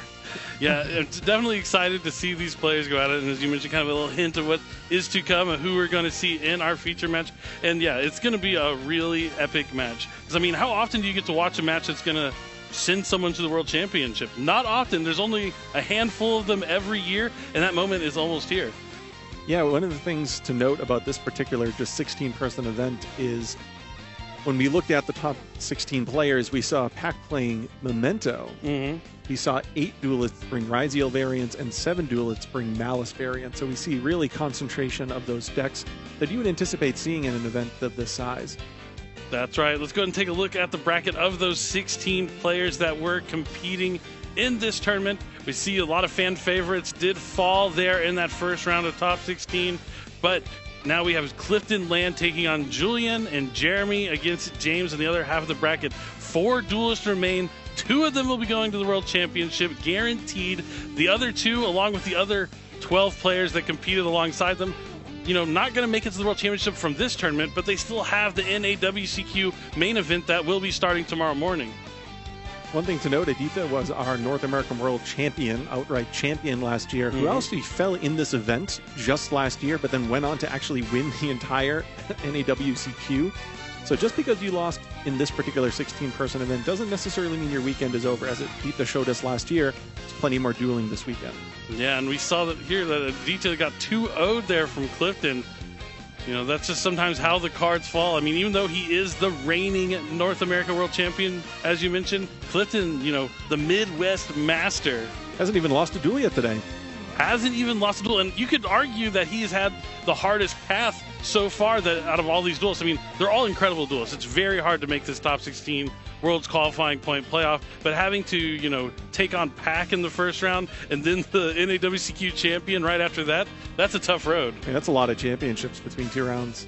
Definitely, but we're going to see if one of these players is going to make it. Well, they're guaranteed going to make it, but which one is going to make it to the World Championship? But I think we are ready to go ahead and meet our players. Not yet. They're still getting ready just a little bit. Don't want to get too ahead of it. I'm just so excited. I want to see this next duel. I want to know who's going to the World Championship. But speaking of the World Championship, it's called the World Championship for a reason. There's players going from all around the country. We already have the Central America and South American players, you know, locked in, going to Worlds. And at the end of this month, the EU WCQ is going to be happening. So you're going to make sure, you know, it's just, July is such an incredible month. You don't just get one World Championship qualifier that you're going to be able to watch on the live stream. You're going to get another one with the EU WCQ just a few weeks away. And then when the dust settles, you actually then get to sit down and watch the World Championship and also go to your local OTS and celebrate the World Championship that weekend as well. Yeah, definitely. I mean, this is the most exciting time of the year for all duelists, is just finding out who's going to World. This is kind of what you build to. I mean, winning YCSs, playing in all the YCS throughout the year, incredible. It means a lot if you're able to, you know, establish that title. But when you look at the prizes, the first place prize for a YCS is a trip to this tournament. So this is where it all matters. This is where the dice will be rolled, the cards will be played. Let's go ahead and meet our players for our first feature match, and the winner of this will be going to the World Championship. So Jackie, go ahead and take it away. How you doing, Indianapolis? I'm sorry, I can't hear you. How you doing? Are you ready for a top 4 duel? Let's go. I love the enthusiasm. We begin with our blue chair, hailing from Louisville, Kentucky. Let's welcome Clifton L to the stage. Also, they wanted me to shout out Through the Decades, their local OTS. Now to the red chair from Nice, France, we have Julian K. Come on through. And their favorite food is their grandma's gnocchi. Aw, we love that answer. Okay, gentlemen, only 2 go to Worlds. Only one of you will be going. How are you feeling right now? Any words for your opponents? This is a pretty good final 2 to go for Worlds. So I'm just excited that we're both here. Love the positivity. Okay, Julian? I'm excited too, but I want you to know I'm going home, baby. Oh, okay, I love it. Gentlemen, please go to your positions. I'm going to hand it over to Billy Joe. All right, thank you so much, Jackie. We see 2 players ready to go out at Clifton. Always, you know, the class act. Well-respected player, respects his opponent. Loved to see it. And then his opponent, Julian, apparently from France originally, now resides here in the U.S. of A., but looking to go home to the World Championship. And, you know, he's on the strategy that we're definitely going to see this weekend. I don't know if we've seen it yet here today in the World's qualifying point playoff, but it's Malice. And as Joe mentioned, 8 RYZEAL variants, 7 Malice decks, along with that 1 Memento were the deck breakdowns for this top 16 playoff. And then within those 8 RYZEAL, we had 5 playing the MITSURUGI package and then 3 playing the Aniteckzetto package. Which is really interesting because, you know, there's all those different variations with like the Fiendsmith, Pure RYZEAL, which has become less popular over the year, and so many other number of strategies you can use with RYZEAL, but Aniteckzetto and MITSURUGI seem to be the front runners for how to go with the RYZEAL strategy this weekend. Yeah, anything that just synergizes with level 4s will inherently combine really well with RYZEAL. Definitely. But let's talk about Malice. I mean, Malice is the deck that, you know, has been around for a while, just as long as RYZEAL, but got a big power boost with Alliance Insight this year and has been probably the deck to beat up until, I think, the conclusion of YCS Providence, where we saw Charlie win with the MITSURUGI RYZEAL deck, where I think a lot of people kind of took to that to be the deck to beat more so than Malice, but you still want to make sure you have those artifact Lancias ready to go. If you've been playing Master Duel, Malice just got introduced into Master Duel with Struggle Through Wonderland, that brand new pack. Really excellent. A lot of fun to play those Malice matches in Master Duel. I've been playing Malice with those artifact Lancias in the main deck. It's a lot of fun, and if you haven't checked out Yu-Gi-Oh! Master Duel, you should definitely go download the game because it's a dream. A kid, if you told me as a kid I'd have like a digital way to play Master Duel anywhere and everywhere all the time, I wouldn't have believed you. I know the deck is even a little bit more powerful in Master Duel without some of the semi-limitations that the TCG is facing, but even with those semi-limitations, you're looking at a deck that is incredibly consistent. You know, the release of Backup Aniteckzetto and Wizard Aniteckzetto, and of course, March here, we've just seen this deck evolve over the course of the last handful of months and really established itself as one of the top, I'd say, 3 decks heading into this weekend in terms of overall popularity. For sure. I mean, I was actually kind of surprised when we saw the deck breakdown. I thought there would have been like an overwhelming majority with RYZEAL strategies, since there are so many different ways to play it. But 8 versus 7, that's a very close call between the two. You can almost say that Malice is more like relevant in this tournament because they're all like very similar Malice strategies, not being able to adapt like when it's split between MITSURUGI and Aniteckzetto for RYZEAL. Yeah, every once in a while you'll see a player combine Malice with Fiendsmith or MITSURUGI, but it's certainly not nearly as popular. And at least in my opinion, I really like just kind of sticking to what the Malice cards are doing. I think they really do enough in and of themselves. Yep, definitely. And you were mentioning like the Aniteckzetto cards that gave Malice a boost from Alliance Insight.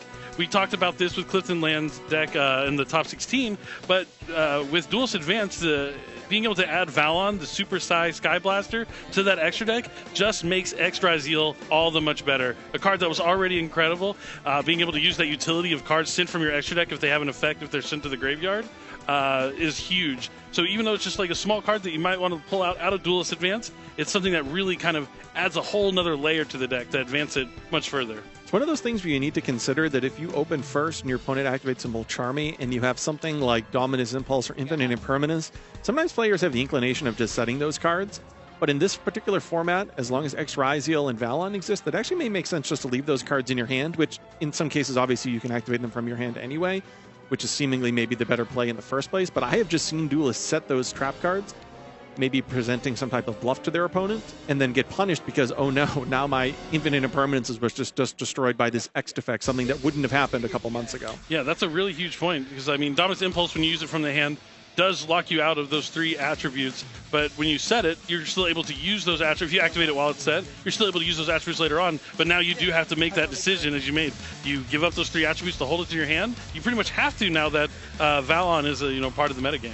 Yeah, it's definitely just one of those things where a card that might have seemed really innocuous on the first read actually has a pretty big impact on just how sequencing happens in the early stages of usually turn 2 of the duel. Definitely. All right. The duels are shuffled and ready. This is going to be our first game of our first top 4 match to decide which one of these players will be going on to the World Championship in Paris, France this year. It is really funny to see Julian decked out in the French attire. He's really just trying to make it destiny. It's his homeland. He's wanting to go home and bring home the World Championship to North America. All right. The duel is underway. All right, it looks like Clifton is going to be starting things off, but Julian has a Mulcharmy Perilia, and that's going to be activated during the standby phase. So anytime Clifton summons a monster from the hand, Julian will get to draw a card. Yeah, that's a really good one against MITSURUGI RYZEAL in particular. It's going to really, against RYZEAL, usually you summon the first RYZEAL from your hand, we get you your next RYZEAL monster, but you also have to summon from the hand. So a minimum of 2 draws could be huge. And each draw, not only are you just getting more cards to play with on your next turn, you're getting more opportunities to draw into more disruptions that you can use from your hand on your opponent's first turn. So even though if you just start with the Perilia, not maybe as good as Fualos, you could just draw into a Mulcharmy Fualos and throw that down as well. I think he actually has Fualos in his hand. It looks like he does have an additional Mulcharmy in his hand. And then, as you mentioned, it also stymies the MITSURUGI plays that the RYZEAL deck can go into. Your opponent's going to have to be able to draw cards with that as well. So it's one of those things where Perilia has such a huge impact, and it'll be interesting to see how Clifton navigates this. You have to assume that all of these duelists have already mapped out, okay, if my opponent has Perilia, what can I do to establish the most amount of interaction, the most amount of disruption, potentially some follow-up, but minimize the amount of cards at the end of drawing. Yep, and we see Clifton send a Mirological Aggregator to the graveyard, probably kind of showing that he's not going to do something like Eclipse Twins. He wants to get the most amount of disruptions with just like 1 detonator.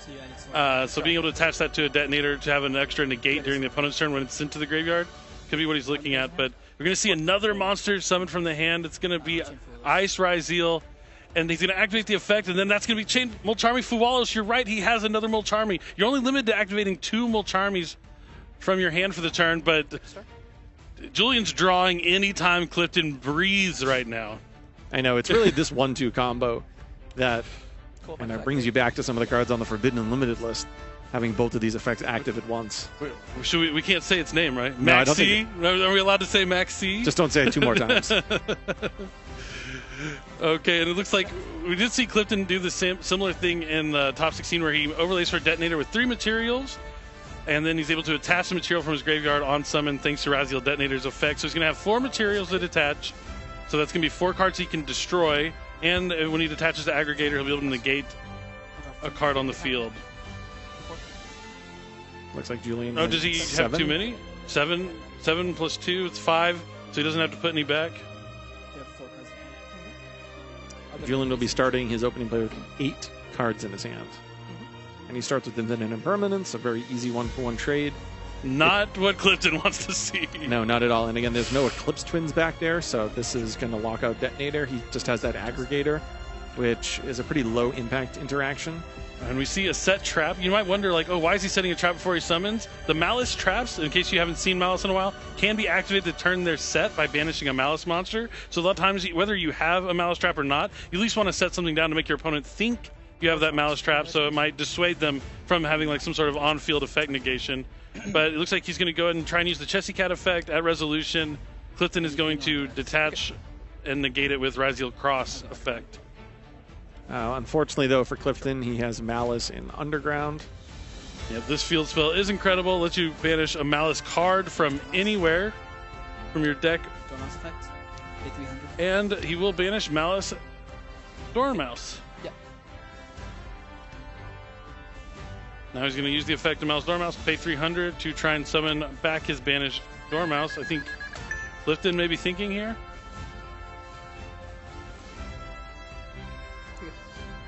And that's going to resolve I know all you Master Duel fans out there, y'all seen a lot of this over the past week.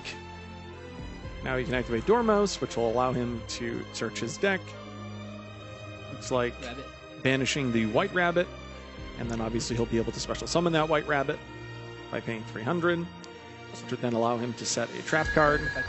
So if he did not initially have a trap card set, as you were commenting on a moment ago, this will be his ability to basically search out whichever one he wants. And for those who are curious, he is playing multiple. Yep, GWC 06. Still an incredible card and should 100% be considered when you're playing Mouse, if not just for the life point gaining effect. You have seen players cut it, though. That's why I kind of commented on where if he has one set, this White Rabbit wouldn't have any effect, but he is able to now establish. I'm a GWC 06 fan. I mean, I understand like, it's one of the cards you can draw in your opening hand without another Malice Monster, and it's not great. Even with a Malice Monster, it's not great because it summons from the graveyard or banishment, but it just gives you that extra level. Like, I like toolboxy kind of decks, and having that option to go into traps certain traps when you need them is important. But he's going to use all 3 monsters here. Looks like he's thinking about Heart's Cryptor, but is going to end up with Malice Whitebinder as the first monster he's going to summon. So on summon, Malice Whitebinder can banish up to 3 cards from both players' graveyards. He's going to go after RYZEAL, his own Chessy Cat since it hasn't been banished yet. And then he's going to go after Dormouse because he's going to want to have a Malice card banished that he can shuffle back at some point with Heart's Cryptor later on in the turn. Yep. And now he can use the Chessy Cat effect. Special summon that back out. He's now used all 3 of the original 3 Malice. He still certainly has March here as well. Yep. Now we're seeing another Link summon. It's going to send Chessy Cat and Whitebinder to the graveyard for Access Code Talker. And yep, Clifton knows that this is going to be enough damage. He's going to be able to banish that Whitebinder with Access Code. It's going to summon back. He'll be able to draw a card too. And the plays don't have to stop there. He could keep on going. We haven't seen March here just yet. This is what the Mouse deck is so good at. It can output a lot of damage really quickly as soon as you get to that first Link 3. Like, that's the choke point, is to stop them from getting to Malice Whitebinder, Red Ransom, or even Heart's Cryptor. Because as soon as they even just get to a Heart's Cryptor with like a trap card set, if they resolve Dormouse already, that's game with just the one Heart's Cryptor. Yeah. So that's why Malice is one of the more popular strategies of the weekend. And even though Julian lost the die roll there on the backs of a couple Mulcharmies, was able to take game number 1. Clifton did what he could, but it's the second Mulcharmy that always gets you. You can play around one avenue of summoning to some extent and say, okay, maybe my opponent draws 2 and I can just deal with that. But it's when 2 different Mulcharmy effects are active, it really stymies your ability. And, you know, functionality-wise, especially the second one, the second one is activated that you've already committed to the field. So if you have your own Mulcharmies, it's not like you can necessarily just pass back. Because I can see sometimes your opponent activates Perulia and you say, I have my own Mulcharmy. Your go. But when you have the second one, after you've already committed to the field, you kind of have to just continue full committing. You saw there Julian have 8 cards when he started his turn. Yep. It's almost difficult to imagine an 8-card combination that can't push through, you know, a detonator, aggregator, cross combination. Yeah, I mean, he had a decent setup, but had to give him, like 3 cards at least. But you know, you have to give your hats off to Julian, because, I mean, if you're going to main deck one Mulcharmy, it's probably going to be Fuwalos. But to also go ahead and decide to include Perulia in the main deck instead of having it in the side deck really paid off here. And I think that might be a key for this weekend, is main decking Perulia, just because of how good it is against the RYZEAL strategy, which is like looking to be one of like the top decks of the weekend. But then you also have to trade off on the other hand with Malice, who will normal summon from the hand. Maybe they'll summon March here from their hand as well, but they don't have to. That's going to be the only draw you're going to get from Perulia. So making that meta call here for Julian, that he's going to be facing more RYZEAL than Malice, might be paying off and could be sending him back home to the World Championship. I actually think if you were to look at the most popular hand interactions this weekend, I think 1, 2, 3, it's going to be Fuwalos, Perulia, and Droll and Lockbird. I've seen a lot of players just decide that they're going to max out 3 of each of those, play 9 hand interactions, which I know we're not looking at Lunalights right now, but I actually think is an interesting point to make in the Lunalight deck, where if your opponent activates those cards, specifically the Mulcharmies, you might be incentivized just to continue pushing through and establishing multiple Ligers, because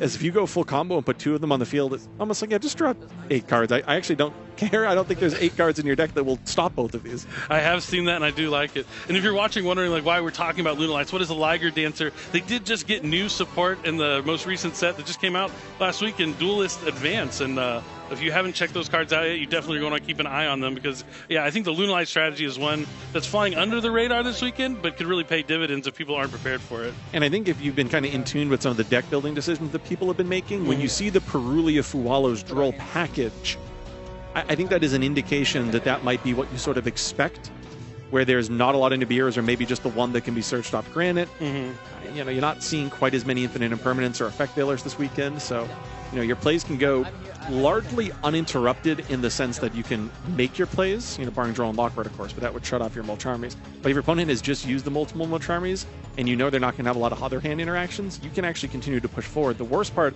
against Molcharmies is when they draw Ash, and then they draw Bell, and then they draw Ogre. It's and the stuff that you draw into, yeah. But if those aren't in your deck and you're just letting your opponent draw a lot of cards and they can't beat your board anyway, sometimes it's actually okay to just take the Molcharmy challenge. Definitely. That's where we're at. We're at Molcharmy challenges now. It is definitely the way to go, but it looks like we are ready to go. The hands have been shaken. Clifton is going to be starting things off with Mitsurugi Prayers. This is an incredibly important card to resolve because his hand is double Solemn Judgment and looks like Serpent. Night Sword Serpent? Night Sword Serpent, not one you want to draw. Oh, it does resolve. Looks like Julian thought about doing something there. We haven't seen a Molcharmy Perulia drop down like we did in game number 1 just yet. You talked about the Molcharmies, and then you mentioned Droll being the third, Droll and Lockbird. And I think that popularity is also, I mean, really good against Lunalight, but due to how impactful it is against it can be against the Mitsurugi RYZEAL strategy. Even though you can't activate like Prayers in the draw phase, they definitely have ways to play around it. But you want to see like one of those like 9 cards in your opening hand to really have an impact. And if you're playing 9 different high impact cards like that, the odds are in your favor. Does he have Droll and Lockbird? Nope, doesn't look like it. Well, that was draw phase, so that's good. It's going to be here that we'll know when he sends the Saji, well, summons the Saji and then tributes it off to then search a spell from his deck.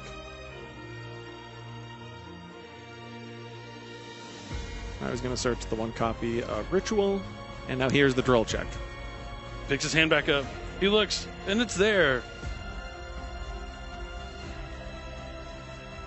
So for the rest of this turn, neither player can add cards to their hand. Silver Lining. Clifton won't have to deal with Molcharmies this turn. Yeah. I think that's a cross. So he opened up Cross, Serpent, Double Solemn. Not a good Not hand. what you need in such a critical duel. Not when you're playing to go to the World Championship. So you got double Molcharmy game 1, and then has very little engine here.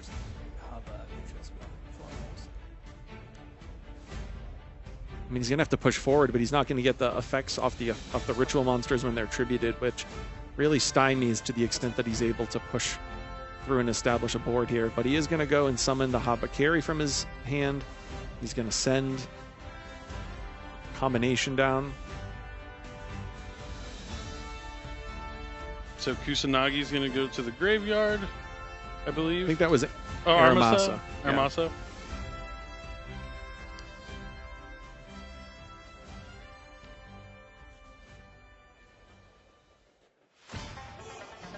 And okay, so maybe I was wrong. There's the Aramasa, and there's the Kusanagi, which will let him add back from the graveyard, but he is unable to use the Aramasa effect. So he is going to put back the Ritual to his hand. Now he can Ritual from his deck. You basically get to swap out the Habakiri for an Ame no Murakamo. Mitsurugi. Do you just go, yeah, I was thinking about maybe you just go Futso and kind of hoping that a weird double Solemn Futso, being able to special summon back the little guys, kind of play super control-y could have been a pathway, but it doesn't seem to be. I think he's still doing like the super control kind of strategy here with the Ame. Like 2 Solemn Judgments plus like a forced discard. Not too bad. Yeah. It's just really unfortunate. The 2 cards you want to draw the least are Night Serpent and Cross. Okay, so he's going to normal summon, maybe link into a Dynamondo. Dynamondo, yeah. Okay, this is a pathway too. Yeah, this is probably better than the Futso play, honestly, which, you know, I'm going to trust Clifton to understand how to sequence through some of those games where you don't have the best opening. And this is threatening the destruction effect. Oh! This Bestial is huge. Yeah. It's going to get rid of the Ame no Murakamo that the Dynamondo is going to bring back, or the Prayers. Oh, that's devastating here from Clifton. Now he has to rely on those 2 Solemn Judgments. On the upside, outside of like a normal summon plus 1 push, Malice needs to draw a very specific combination of cards that have more pushes than that. He's going to need a gold sarcophagus. He's going to need a March Hare to be able to banish from the graveyard. Another Bestial potentially. He has a Magma, Oh no! So if he just has, well, he would need the Magnemite plus a Malice and Underground. All right. Well, this is the. I think you have to. He has to Solemn. I think Clifton's only pathway is just to Solemn 2 starters and hope that his hand is 2-hand interactions. He knows that this is an important turn. Everything that he's worked through this entire year leads up to this moment. All the testing, all the grinding at regionals, and he's going to pay half. Because we didn't pay with prayers. All right, now here comes the normal summon. So we know he has infinite impermanence, and it looks like a Magnemite. Does he have a normal summon Malice name? Could Clifton get out of this sticky situation? And then have X'd on top or some maybe Bonfire. Well, against the infinite impermanence, he's really going to need something like X. This is the time I'm begging for the one time. All right, so Magnum is coming down next, so I don't think he has another Malice monster. So he is going to be able to add a dragon, presumably from his graveyard to his hand during the end phase, because I highly doubt he's playing a Serenair in his deck. I mean, it's not impossible, but... If you're using like a WQP, there's some cool things you can do with Serenair to like dump Magnemite to get out of your graveyard, but linking into Dark, Charmer, Gloomy...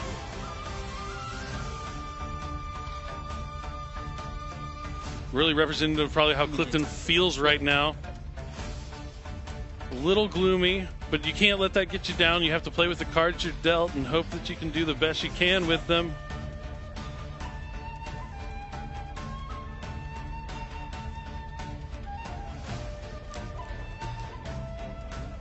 This is an important turn of the duel. I think Clifton's considering negating this, right? I think so.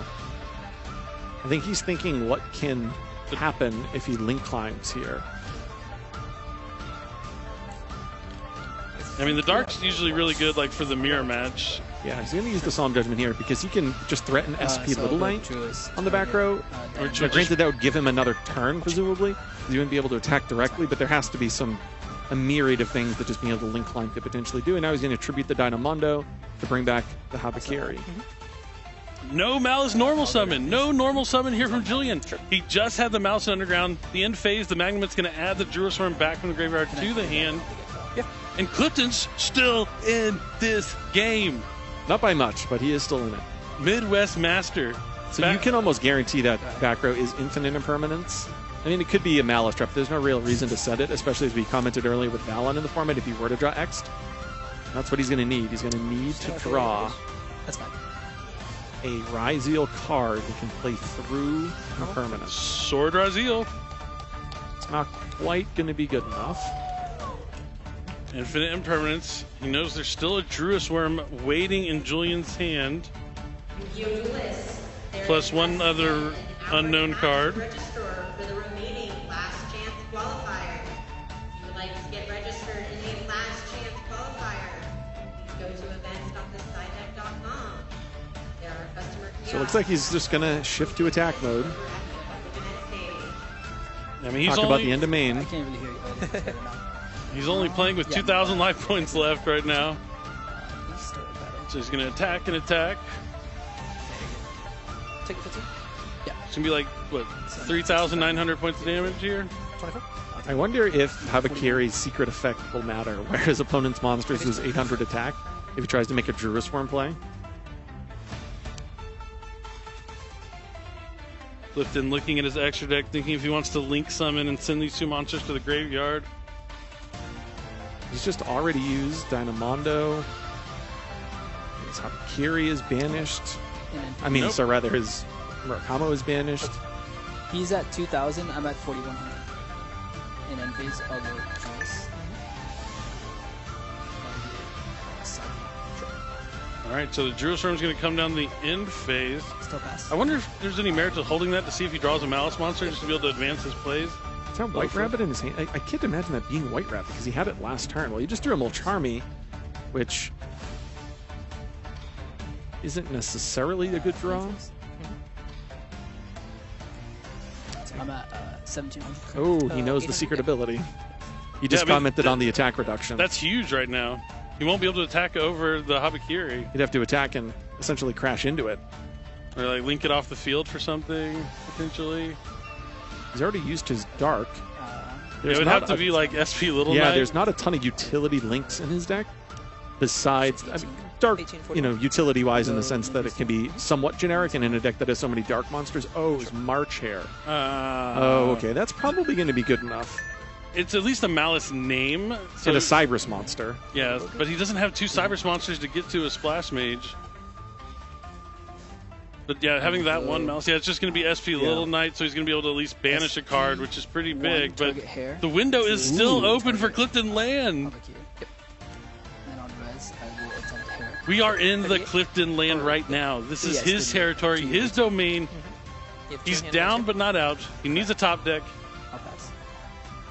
So now he's got Charmian Hare back in hand. And that looks like a RYZEAL monster to me. Looks like a RYZEAL monster to me, too. Oh, Clifton has been on the edge of defeat, but he doesn't want to just give up that easily. It's not. Oh, it's another sword. 2 turns in a row. Eat your sword. I mean, his deck is full of the RYZEAL monsters. Sword is limited to 2. It is limited to 2, though, and he's just hit running swords. Sure. So he's going to use the effect of sword to add a light RYZEAL from the deck to the hand. SP Little Knight's going to chain the effect, banishing them both off the field to the end phase. But that's going to be able to get him Ice RYZEAL. And he's going to be able to normal summon the Ice RYZEAL. Use the effect, but he has the Fualos. The Fualos is live now because the SP Little Knight got off the field. I love Yu-Gi-Oh! This is what's good. This is where Yu-Gi-Oh! Gets really good. Like, neither player's open, like, super fantastic. Just having to play with what the cards they have. Like, neither of them opened with, like, their main strategies, like, key cards to start with. No. Clifton actually drew the key one-ofs that he always wants in his deck and never in his hand. And, like, just one Malice name would have ended this game. One Malice name besides March Hare. Like, one of the first 3 from Crossover Breakers, but those are still hiding in the deck there for Julian. I wonder if he just takes the Fualos challenge here. I mean, I think if you think you have to. If you do 8,000, yeah. With SP Little Line coming back during the end phase, I just think this game is one of those that has gone so poorly for you up until this point, at least just in terms of how ideal things could have been. Clifton's definitely considering. He also has the cross for a little bit of protection already. Pick to attach. That's fine. Okay, I do see that Julian drew into a starter card, so he will have plays next turn if Clifton does not find a way to finish the duel right here, right now. You're at 38? And Metaltronus. Metaltronus.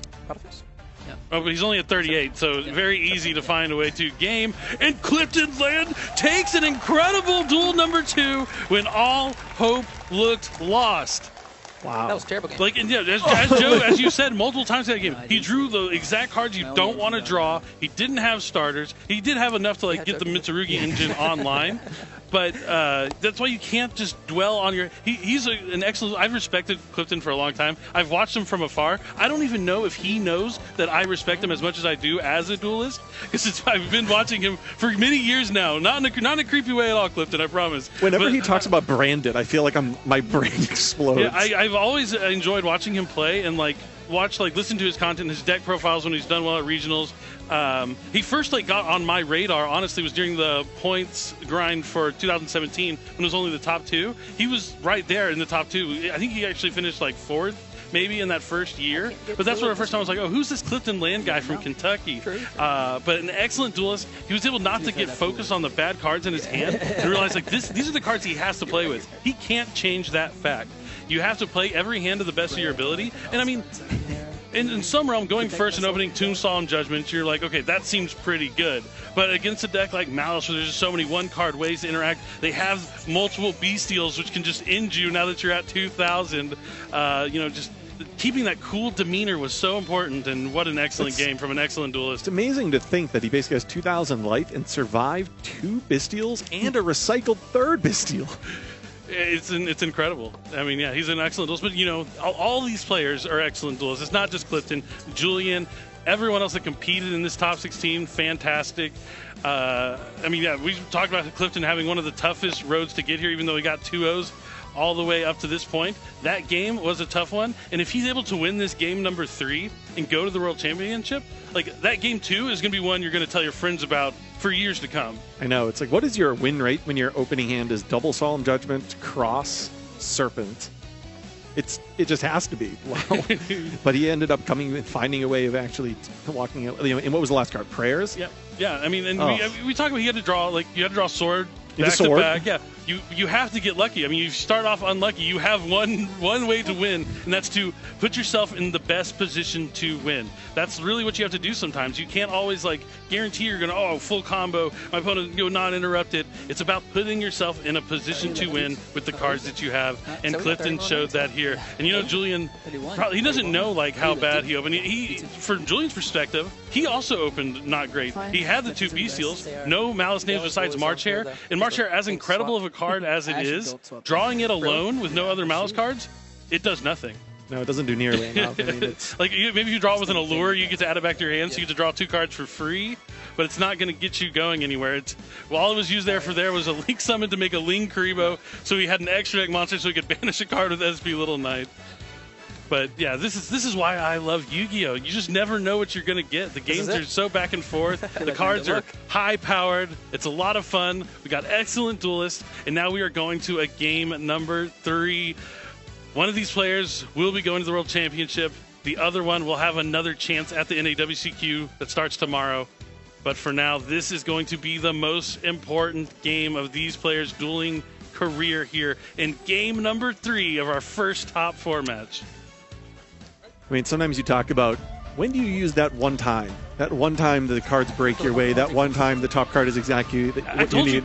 This is when you would use your one time. I called that. Before he drew the back swords, I said, if I was Clifton, this is my one-time call. Maybe he did call it, and the deck listened, had the 2 monsters on top of the deck, but we're going to start things off with Terraforming, which is quickly met by an Ash Blossom. Clifton hoping that Julian doesn't have any Malice names, but he does have the Chessy Cat, which there's an Imperm. This could be enough if there's no B-Steal or anything else from Julian's hand. Oh, he has the March Hare. No, not like this. I'll go White Rabbit effects. And that looks like it's all of the interactions for Clifton, so he's going to have to use an Ash Blossom, which isn't going to be great, and 2 engine cards plus the card off the top of his deck to stymie. It's going to end up being a pretty impressive field. Yeah, that's the thing about Malice. You really want to try and stop them from being able to access a Link 3 and getting to where they're going. You got to throw everything at it that you want, but once they get there, it's really, really hard to stop. Especially, I mean, we just talked about how unfortunate it was that he just had March Hare in his hand, but it goes to the completely other side of the spectrum when you have that March Hare plus a Malice name. All of a sudden, your hand can pretty much play through anything. Yeah, the Malice monsters definitely increase in terms of their utility amongst one another the more you have, to a certain extent. I mean, there's obviously a limit to that, but Chessy Cat, terrible. Chessy Cat and a Malice name, fantastic. Perfect, yep. Hare alone, not so great. Hare with a Malice, wonderful. So we saw the White Rabbit set the GWC06. He linked them all off to summon Red Ransom. Then he used the GWC06 to banish Red Ransom, to special summon back the March Hare. Now he's paying 900 special summon back the Red Ransom from the banishment and banishing a Cybers monster from the deck. He's going to banish another copy of Malice March Hare. Then that March Hare, he'll be able to pay 300 to add it back to his hand. So now he's used both the effects of March Hare this turn. So he won't be able to do anything else with it, but it's a quick effect during the opponent's turn, which is really relevant. Then he's going to link these 2 into Cybers Wicket. So it's interesting, you might not see it in this particular duel because that Cybers Wicket is likely to not stay there, but that card actually lines up really well against the MITSURUGI cards. It has a secret effect that a lot of duelists probably have overlooked, which is when it's link summoned, it in and of itself cannot be destroyed, but also the monsters that it points to cannot be destroyed. So if your plan is to use Mirakumo to wipe the opponent's monsters, be wary that if they've set up Cybers Wicket, your plan isn't actually going to work, and that's something to really consider going second into a lot of boards with this strategy. And seeing the zone placement here, how the Dormouse is under the zone that the Cybers Wicket points to, playing around Ghost Ogre and Snow Rabbit, that is something that I think Julian has on his mind. Absolutely. I could definitely see, had he gone second and needed to play into Murakama, that he may have been wary about that interaction. There's a reason these duelists are on the doorstep of Worlds. Yeah, if you do it every time, that means like when you're in the position where it's going to come up, you'll already be prepared for it. So just maximizing your plays, but that Link summon's going to come down for White Binder. White Binder on summon's going to banish 3 cards from either player's graveyard. Chessy Cat has not been banished just yet. Activate White Binder effect to set. And then White Binder can use the effect to set a trap from the deck or graveyard. It's going to set the GWC06 from the graveyard. 3 now. He has the backup Adignister in hand. I added March Hare and I added thanks to the Cyberse Wicked. I always thought you'd be a big fan of Cyberse Wicked. Yeah. It's not a word you use often, but... No, but it is a word pretty commonly used in the Northeast.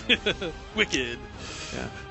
But that's neither here nor there. Not neither here Hey, nor there. Julian's hand was pretty wicked It's this been game. a pretty wicked duel. It's been an excellent duel for sure. And he still has a thrust he hasn't used just yet. Just pointing that out. Oh, is that what the other card was? Yes. Wow. Okay. So if he has like one of those blowout side deck cards, things are looking really bad for he does. He has Land. dimensional barrier. Oh no. All right, so now we're going to link away the White Binder and the Tessie Cat to summon SP Little Knight. SP Little Knight on someone's going to banish the White Binder. White Binder is going to pay 900 to summon itself back, and then Julian can draw a card. I think that effect is what really sold me on wanting to play Malice, was the effect like you get to draw a card when you summon it back. That's just, the motion feels good. Yeah, anything that says draw. It's pretty good Yu-Gi-Oh! It doesn't take much more than just draw to sell it to me. Gold Sark, come on, banish a card you want in 2 turns. That's what I want to see. What are you looking for? What does he want in 2 turns? Talents, maybe? Yeah. Okay. Oh, no, no, this makes so much more sense. Yeah, Malice in the Mirror. This card out of Lines Insight. Really, really good card. Usually see it banished with something like Malice in Underground, but Gold Sarking for it works too.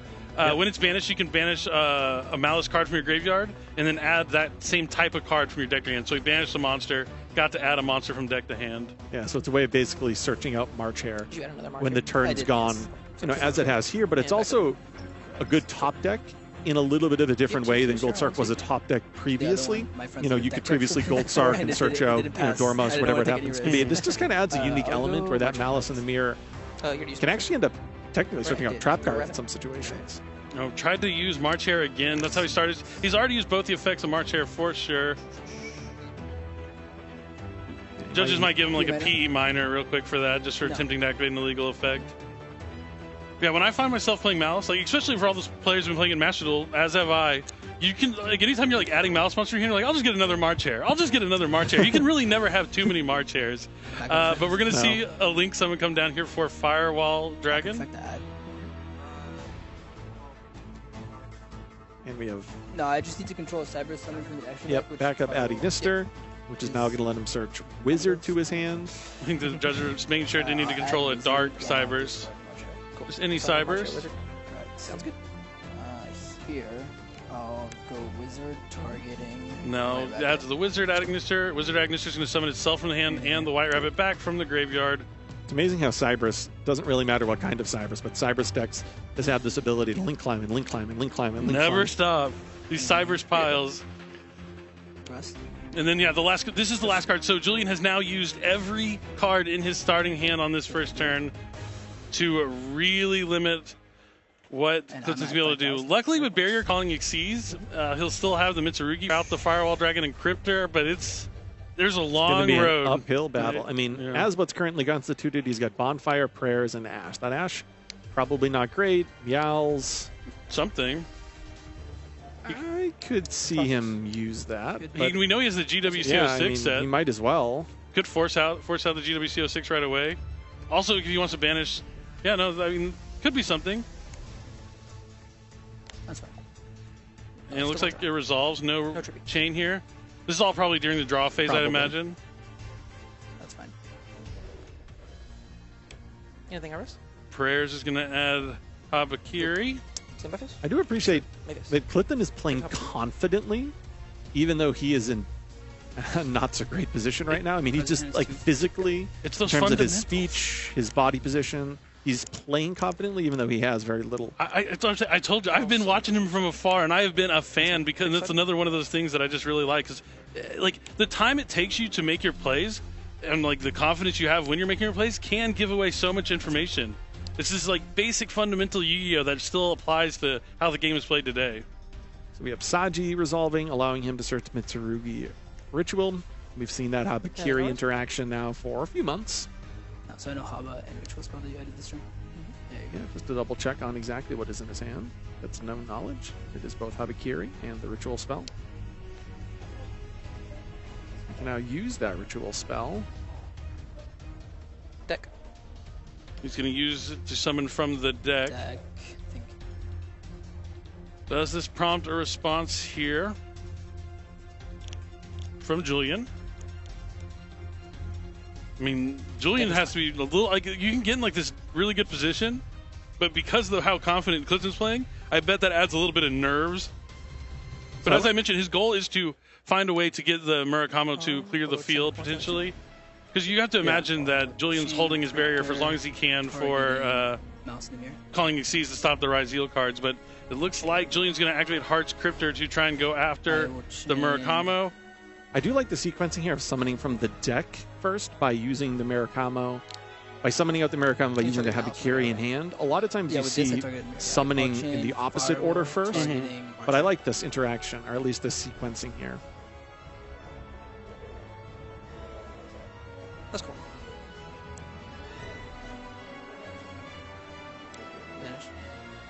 He's going to banish the Murakamo, but then he also is going to be able to summon back the Hazakiri. But he at least dealt with the fire. He got what he wanted. He wanted the Murakamo to deal with the field. And now if Julian did use the Heart's Cryptor too, I believe, to banish the Murakamo, and then the Firewall to add back the March Hare. Prayers and then he still has the GWC06, but he is under Meows, so getting new cards can change everything here for Clifton. And his last card is Bonfire. Clifton has the tools necessary. What really comes down to is that last triple tactics thrust, setting that dimensional barrier. Because he broke this board. He did. Anything else? No. Normal summon Ice RYZEAL. Now, it may look like Julian doesn't have a lot, but he does. The only thing is any interaction he does from here is going to give Clifton cards. That's fine. He has the March Hare. It can banish the White Binder. It can summon the White Binder can summon itself back. That'd be a draw. Then his White Binder banishes anything else. It's going to do more. But Dimensional Barrier is going to be flipped face up, calling Exceeds monsters. Ooh, I wonder if he sends. Yeah, he is going to send the brand new. There we go. It is Valon, the Super Sky Blaster, forcing out the GWC06. This is going to give Julian back some life points. But it's also going to give Clifton a fresh card. And if it can be something... Oh, he just needs to get his Mitsurugi engine back online. I'm trying to think what he could possibly draw under barrier.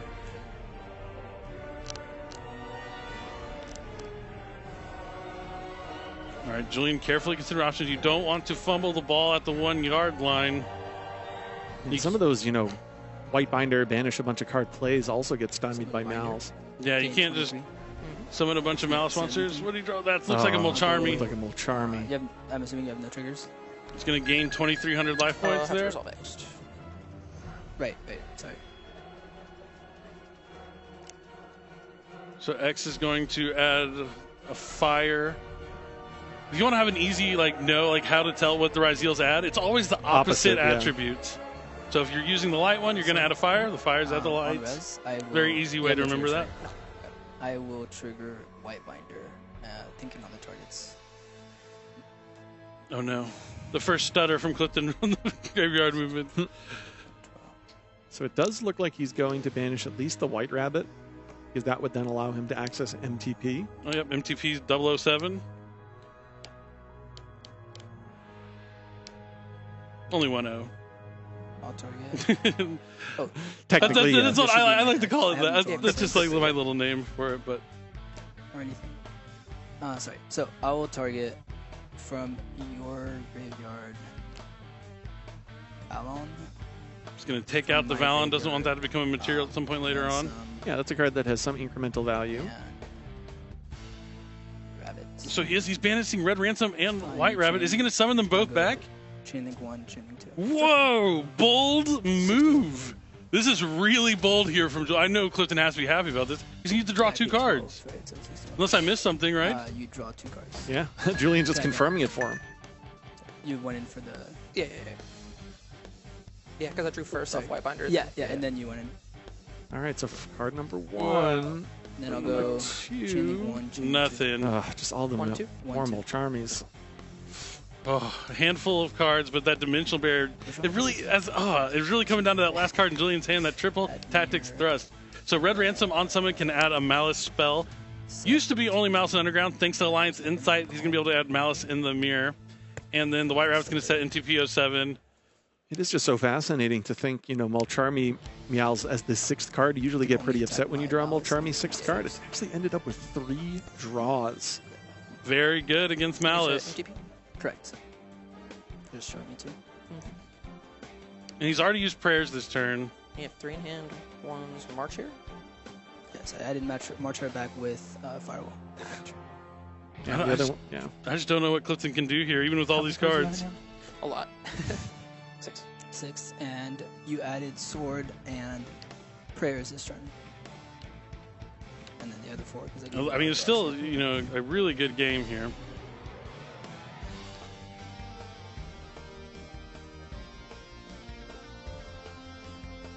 Yeah, I was just about to say, I feel like Prayer set is about it. Clean up the white rabbit? No? Just a pass. Looks like Julian's going to activate MTP-07 potentially. I mean, we could be moments away from Julian going back home to try and compete at the World Championship. Draws Dominus Impulse off the top of the deck, too. And I'm at 61. Not that I think it mattered. I'll go Binder Effective Set. I think Clifton knows. 2 in hand? 3. 4. 4. Sorry. That's fine. That's fine. Clifton knows what is going on now. The mouse white binder is going to be able to reset the GWC-06. Link summon coming down here, probably for access code talker. I said GWC with Binder's effect, yes. I'll summon access code. Yep. And then that's going to target the red ransom. Gain attack. Targeting ransom. Yep. Anything on res? Okay. Julian's thinking Alonzi. France. Let's go.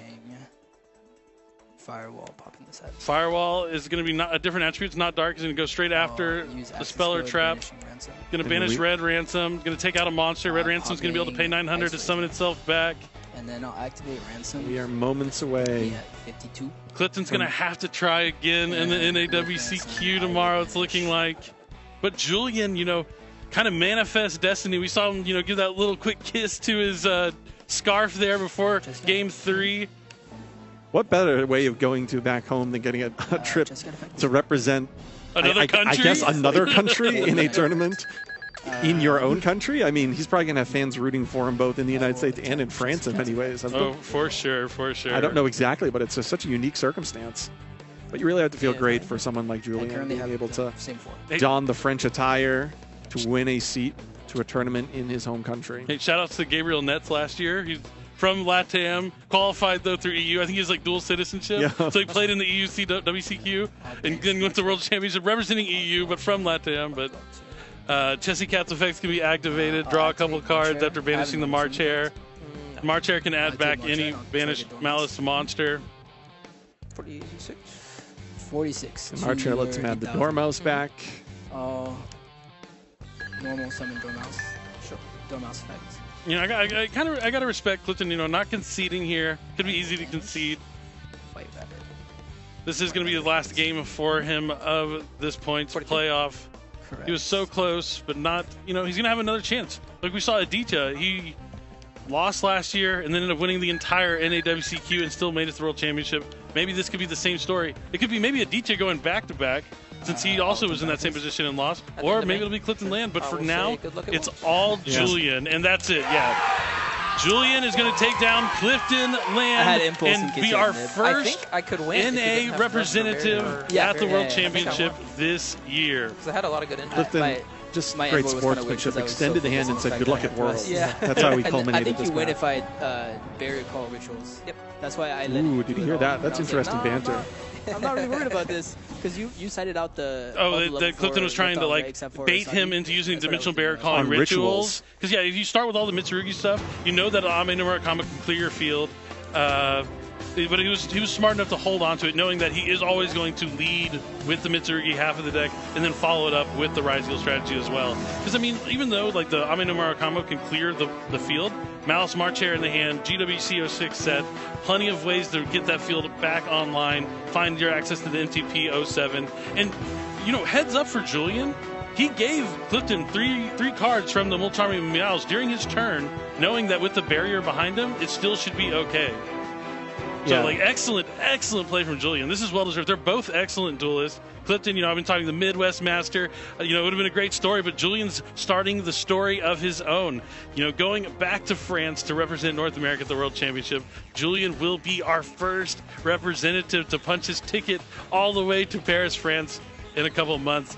And, you know, we're going to have 6 people qualified this weekend. In a couple weeks, we're going to have the EU WCQ as well. We're going to find out the 6 representing EU. But for now, our first NA representative, I guess, is representing EU because he really looks like he's representing France already. Like, he came here dressed for the occasion. He knew where he wanted to go. He's ready to go back home, and now he has manifested his destiny, and he's going to head back. And the respectful handshake there as you're walking off. Because Clifton is like, he's a true duelist. He just enjoys playing the game of Yu-Gi-Oh! He knows the cards aren't always going to fall his way, but he's going to play the cards the best that he can and give himself every opportunity to make that happen. Yeah, it's actually interesting to think how many players this weekend Clifton would have been able to bait out that barrier a little bit early by threatening prior to the RYZEAL his ritual monsters. But there's a reason why Julian made it this far into this particular weekend's tournament, and that's because he's been putting in the work for 365 days. He wasn't going to be fooled by that. Yeah, definitely. I mean, it would have been very easy. You see Habakiri, Saji tribute off, add ritual, activate ritual,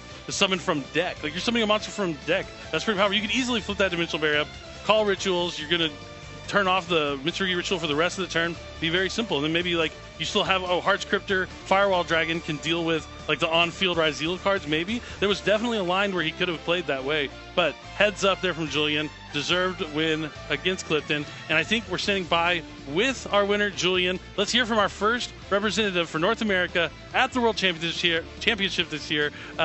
Take it away, Jackie. Let's hear it for Julian. You're going to Worlds. How do you feel? Look at this crowd. I'm feeling ecstatic right now. I'm really happy, especially this year it's in France, and that's where I'm from. So I'm really happy to go home and represent both the U.S. and France at the same time. Anything you want to say to all your friends out here who are hooting and hollering for you? I want to thank all of them for all the support. They literally, spent more time testing with me for this than for for Nats. So I really appreciate all of them. Oh, I love all the smiles. So we are seeing a lot of MITSURUGI and Malice. So why did you pick Malice? So I've been playing Malice since Houston, and I think in this format there's just going first is too strong. So you need a deck that can play as many hand traps as possible. And for me, that's Malice. And then MITSURUGI RYZEAL plays too many bricks, so I didn't like that. So I want to look at my hand and see pretty cards like Impulse, Imperm, the Molchar Armies. That it feels good. Okay, and correct me if I'm wrong, but you told me you've been playing competitively for just a year. Yeah, I started in January of 2024, and then last year was my first Nats, and I went 3-3. So I think I've come a long way since then. How does it feel? This journey is wild. You're on this stage, you're going to Worlds. I'm super excited, and I'm excited to start testing for Worlds with all my friends again and just go as far as I possibly can. I'm sure there are people watching at home and they cannot believe that you did this in a year. What do you want to say to them? I'm just a regular guy, so if I can do it, you can too. Okay, fantastic. What are you going to do for the rest of the weekend now? I'm still going to compete in the main event. I mean, I came all the way here, so I'm not, for glory. Just try to go as far as possible. They're all chuckling and laughing at that. Okay. And is there anything you want to say to your family, friends? Yeah, I want to thank my mom, my girlfriend, everyone, and my siblings for being super supportive. And my 2 kittens that I adopted a week ago. They're the goats. What are their names? Luna and Lila. We love that so much. Okay, let's hear it for Julian, everybody. We're going to send it back to our casters. Luna and Lila. Those are good names. Lila's a good cat name. Yeah. I'm going to write that one down for, maybe some future cats for me. Invite them to Worlds. That would be quite the scene. Yeah, so this is our first representative going, and this is huge. Just the past 2 years, just so you know, all 4 players who qualified from the points playoff have made the top cut at the World Championship, and 2 of them each year have become the World Champion. So he could be looking at a top cut at the World Championship already, but he's going to have to start testing as soon as he can. A lot of new things that you're going to have to be able to learn for the World Championship. So he starts January of 2024 and can be a world champion by the summer of 2025. That's incredible. It really shows you if you put the time in, the practice, and play a lot, you really can grow really fast. As long as you're just, looking at what's wrong and how to get better, that's all it takes. Don't make excuses. Learn. Don't make excuses. But we still have another final that's coming up that we're going to go to. But before we find out who our other Worlds Qualifier competitor is going to be, let's talk about something awesome that's coming up that I'm going to be at. That's right. It's the con. We're going to be Konami at Comic-Con 2025, July 23rd to the 27th, booth number 3713. You can't miss us. You're going to be able to bring your own deck and duel the master. I'll be one of those masters along with some other excellent duelists. Also get your token made. You can immortalize yourself forever as a Yu-Gi-Oh card at the token booth. It's always really, really popular at ARC booth at Comic-Con. And of course, you can get your hands on this beautiful, amazing, sweet-looking game mat featuring Odeon and one of the Apophis fusions from Maze of the Master. That mat came out really well, and I can't wait to be able to get one of those at Comic-Con. So if you're there, make sure you stop by the booth. Say hi to me. I'll definitely talk to you for a minute and see, what's going on. We have a lot more exciting stuff that you're going to want to check out at San Diego Comic-Con. I can't wait to be there, and I hope to see you there too. But we have another top 4 match coming up that we're going to find out who is going to be joining Julian and representing North America at the World Championship. So stay tuned. The players are standing by. Don't go anywhere. We still got more dueling action to come.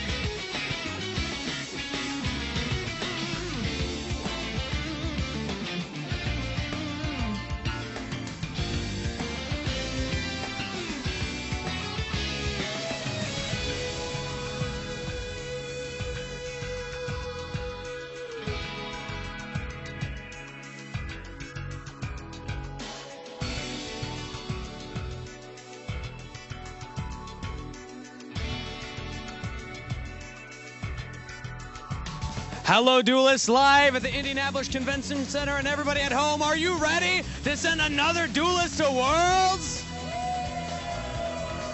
Let's meet our competitors. Up first in the blue chair from Seattle, Washington, in his first ever streamed match. He wants to dedicate this one to all of his friends in Seattle and Texas, Jeremy Glassman.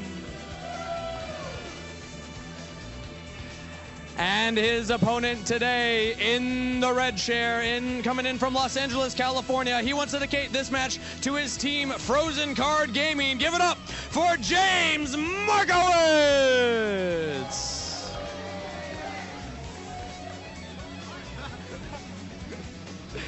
All right, James, I want to get your thoughts ahead of this match. This win would bring you to Worlds. How are you feeling? I'm feeling pretty good. Do you feel like you can take this one? I hope so. All right, James, I'll let you focus up on the match here, and I gotta ask Jeremy, first streamed match, how are you feeling? Pretty nervous, but regardless of what happens, James is a great guy, so it will be a good result.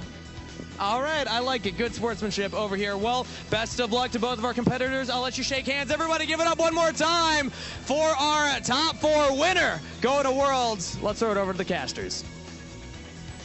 Thank you much, Steven. We have Jeremy and James. Good to see James again, piloting once again that MITSURUGI RYZEAL. And here we have Jeremy playing the exact same thing.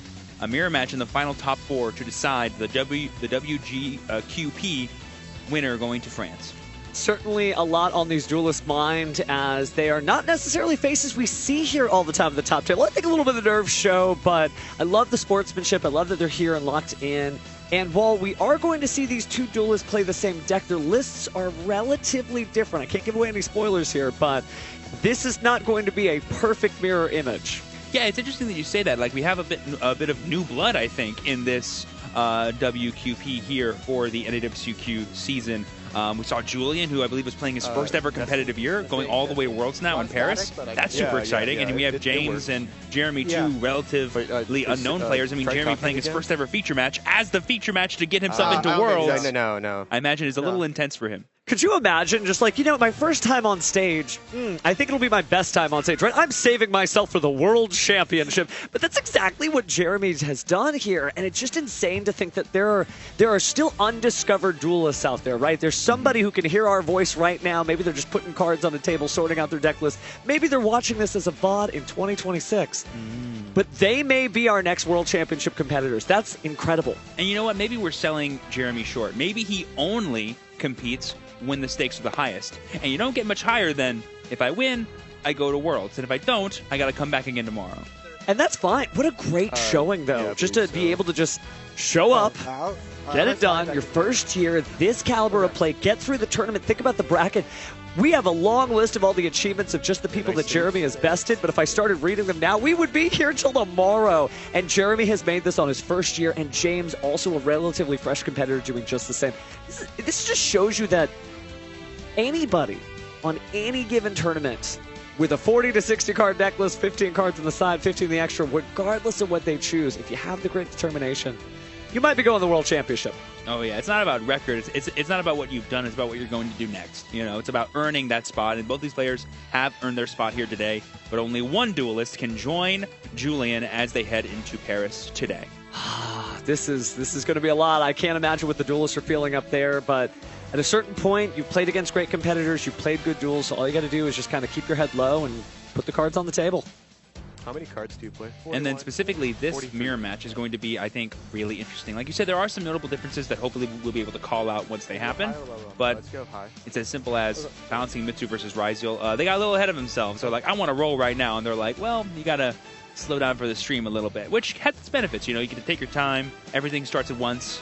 You're separate from everything else. It's just about you and your opponent, and that's it. Once you get over the nerves of the audience and the impact of the duel, it is a better environment on the featured match stage, right? You got your own personal judge, you got your own personal staff, you got noise-canceling headphones, you got a desk, nobody's sitting next to you, right? You don't have to bump elbows with your fellow duelists. It's a good vibe, so let's get with that good vibe on Game 1 of the final semifinals to find out who's going to Paris, France. All right, here's the ever-important roll. We've got 11 coming from Jeremy. I believe they're rolling for high. Big numbers. That's a 4. And there we see Jeremy proudly announcing he's going first. Something we noticed when James was playing in the last round that you and I got to commentate was rhythm was really important to him. You know, he chose to concede a game because he's like, I don't want to just sit here and waste time. I want to just keep where I'm going. I'm feeling good. Let's make sure I have enough to go play the rest of these games out. And here we are. First play of the game is going to be Motomi Perulia coming down from James. And there we have the response in the main phase of Mitsurugi Ritual coming out from Jeremy. We're going to be ritualing from hand, and we're going to be tributing from hand and from deck the Nightsword Serpent, as well as probably the Kusanagi to get that ritual back. James already went ahead and made his draw, but I think that Jeremy has the right idea here because I think the card numbers are going to even out, right? You're going to get the Nightsword Serpent back. Of course, you get the Amenomurokumo no Mitsurugi on the field. You're going to go ahead and get the Saji effect. So it feels good. Even though you're giving your opponent one card, you're getting a lot back in return. My ability to see the future has afforded me. We're actually going to be seeing Saji being tributed as the second here to get access to another Mitsurugi card. This is why you give us the prayers here that we did not otherwise have, which can give us our main interaction using the Murakumo during James's turn. Oh, we just already had the second ritual in hand. Must be nice. We've seen some incredible luck. That last duel that we got to see from the seats, you know, it's incredible to see Julian draw all that. One of these duels is drawing pretty crazy too as Jeremy continues to play. And there we see the Futso coming down from Jeremy. Not a lot of Mitsurugi RYZEAL decks are playing this card still. Some view it as sort of a bricky card, but here we see it coming down for Jeremy, and then Murakumo coming back thanks to its effect. We also saw the purification there. It seems like, you know, some Mitsurugi duelists, they want to have this longer grind game. The Futsu certainly helps that with the additional monsters on the field.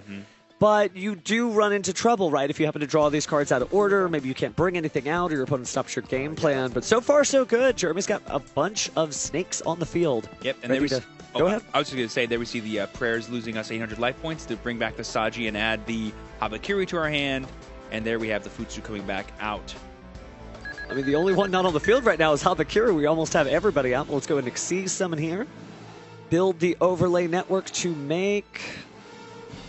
Still deciding. Is that Gallic Granite he's eyeing I up think right there? it is Gallic Granite. He's maybe going for a Nibiru the Primal Being, which is very strong in Mitsurugi because even though you're tributing your own monsters, you are tributing your own monsters. You're basically activating their effects. Yeah, and like that feels almost unfair. Imagine if Nibiru said, get rid of your opponent's board and also activate all your monster's effects. That's basically what you're doing. Well, it's that Mitsurugi privilege for certain, but now he goes ahead and passes the deck. It looks like we're going to cut here, so maybe not going back in anytime soon. And linking off the Gallic Granite and the Murakumo for an IP Masquerena, maybe for a Dynamondo play?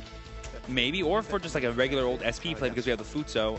It looks like we did not access our RYZEAL engine this game because of the Perulia sort of keeping us off that, but this board seems more than good enough. We only gave up one draw over to James to unlock all of this. We have Habakiri in our hand next turn for the follow-up, and we have, I believe, a known Purification and a known Prayers face down. If you're Jeremy, you're sitting pretty. Oh, and a known Nibiru, too. James needs to play through a lot here. Pretty good start, if I say so myself, using the effect to summon from the deck. Great use of the normal summon here. It's certainly a good commit there because you're going to get a lot if this normal summon goes through, so why not?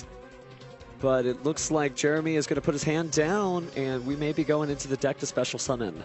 Yeah, usually you don't need to necessarily interact with the main deck monsters of RYZEAL decks. Usually you just want to interact with whatever they summon. So the second he goes for like a duo drive or something, he can just go IP, make SP, and banish it because everything's ignition on that card, so who cares if it gets to attach?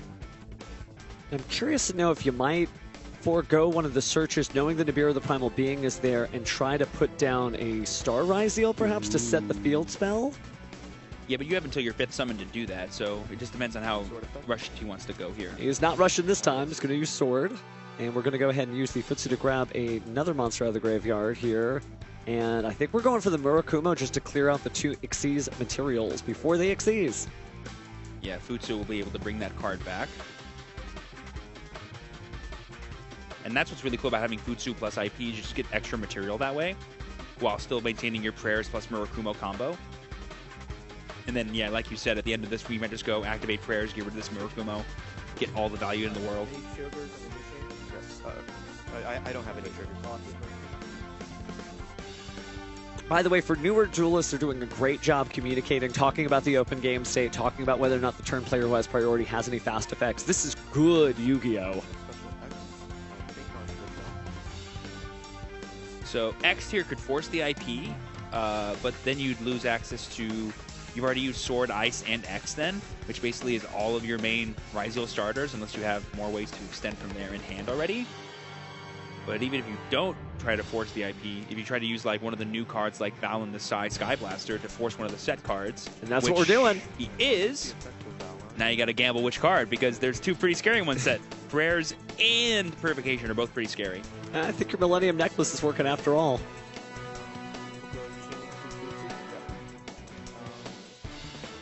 We're chaining Futsu here to the Sky Blaster, which I believe does need to target the set card, and he targeted the one in the middle. Just a question of here what he brings back.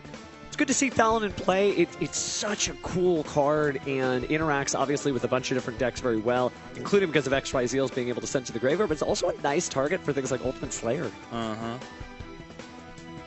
Yeah, basically having like both Aggregator and Valen to like Swiss Army knife you when you're going second in a RYZEAL deck is so nice. There we see the Chain of Prayers here just to bring back. Looks like we're bringing back Saji, and then I believe Night Sword Serpent is coming back thanks to Futsu.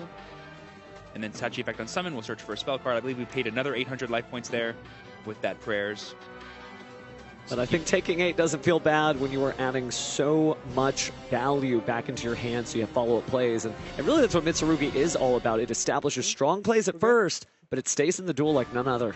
Oh yeah, and it just has so much value in both your turn and your opponent's turn. And the interactions happen on the field, in the graveyard, while being tributed, while being summoned. So many ways to just proc all these powerful reptiles. We still have not Special Sword using its own effect, that is true. Was waiting to see when the IP Masquerena would be activated. Now we're going to get to see what's up. It's not going to be Dynamondo, but we do have 3 link materials worth of monsters possible here. And it seems like the choice is going to be just an SP Little Knight, the classic. Going for the Banish on that sword there to keep him off of going for a rank 4 play. We still have 4 other cards in hand. We still have potentially all of our MITSURUGI cards if we're James. And I did just see a Habakiri flash to the camera there. And we had the Node special. That is actually so huge here because we've already forced out the Regeki effect from Murakumo, meaning we need a new way to get rid of these bodies. And because we didn't use... Because it's not an activated effect, right? It just summons, so you can't SP in response to Node. That is correct. Meaning we can just go straight into a detonator here if we wanted to. Definitely feel like you have to, and perhaps James agrees. He's picking up his extra deck here, looking through. But Purification's still pretty scary because we were not able to get rid of that using the Valen. That was definitely the card that James wanted to hit, because it just would give his detonator the utmost protection. So he needs to be a little bit terrified here of that Purification. Trying to think about how we can play around it, I guess.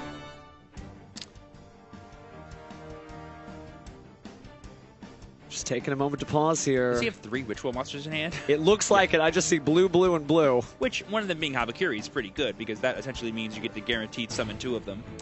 It almost seems like he's trying to play just within the RYZEAL components of his deck. Yes. Oh, that'll get it. Exciton Knight. Jeremy definitely has more cards than James, and this, threatening to board wipe Jeremy, is so huge. Oh, Battle Faith attack the SP. So smart. Get that out of here. Yeah, he's like, I'm not trying to win the game this turn. I'm just trying to get rid of all your stuff. We're doing it.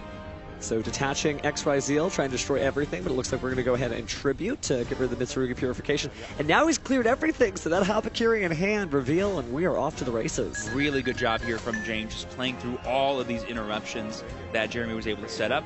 But obviously we're still resolving all the effects here of Purification. We're going to be getting Mirror, which is the MITSURUGI ritual spell that came out in Alliance Insight. Basically gets to add itself back and be reused throughout the entire game. Powerful card for sure, and also helps a lot of different other ritual support since it does name the cards on it, which is nice. True. Let's see as we cut the deck if we are going to see a change in the tempo of this duel as James is able to go ahead and start using MITSURUGI cards now. There's nothing else to look forward to on Jeremy's side in terms of negation or activated effects. Besides like any unknown non-engine, and of course Nibiru the Primal Being, that is still a card that Jeremy Oh, that's right, there is the Nibiru, and that actually is going to hurt.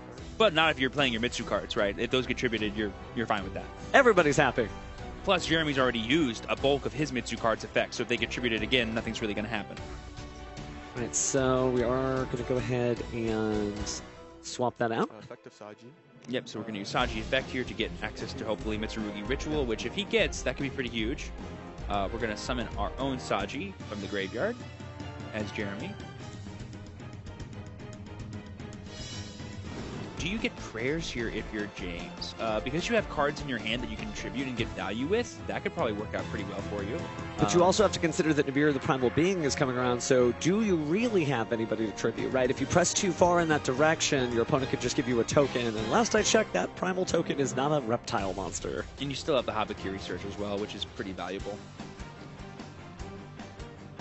And the fact that you have to probably summon from hand if you're James does make the Mitsurugi Ritual a bit less appealing, but you still got to go for it because you need to summon your big guys. This is an interesting change in tempo, right? The last duel that we watched on stream was Malice versus RYZEAL, and it was explosive, and everybody was just doing everything. This is a very slow and concerted duel between two newer duelists who are about to have their first shot at being in the World Championship. So there we see the second copy of Habakiri being tributed for the prayers. I believe that means James is paying 800 more life points. Sorry, James is paying 800 life points here to probably add... There's a world where you could get Aramasa here, because I believe we've normal summoned. We did. But we'll be able to tribute some more. We bring back the Saji, and then effective Habakiri will let him search again. This will probably get Ritual. Yep.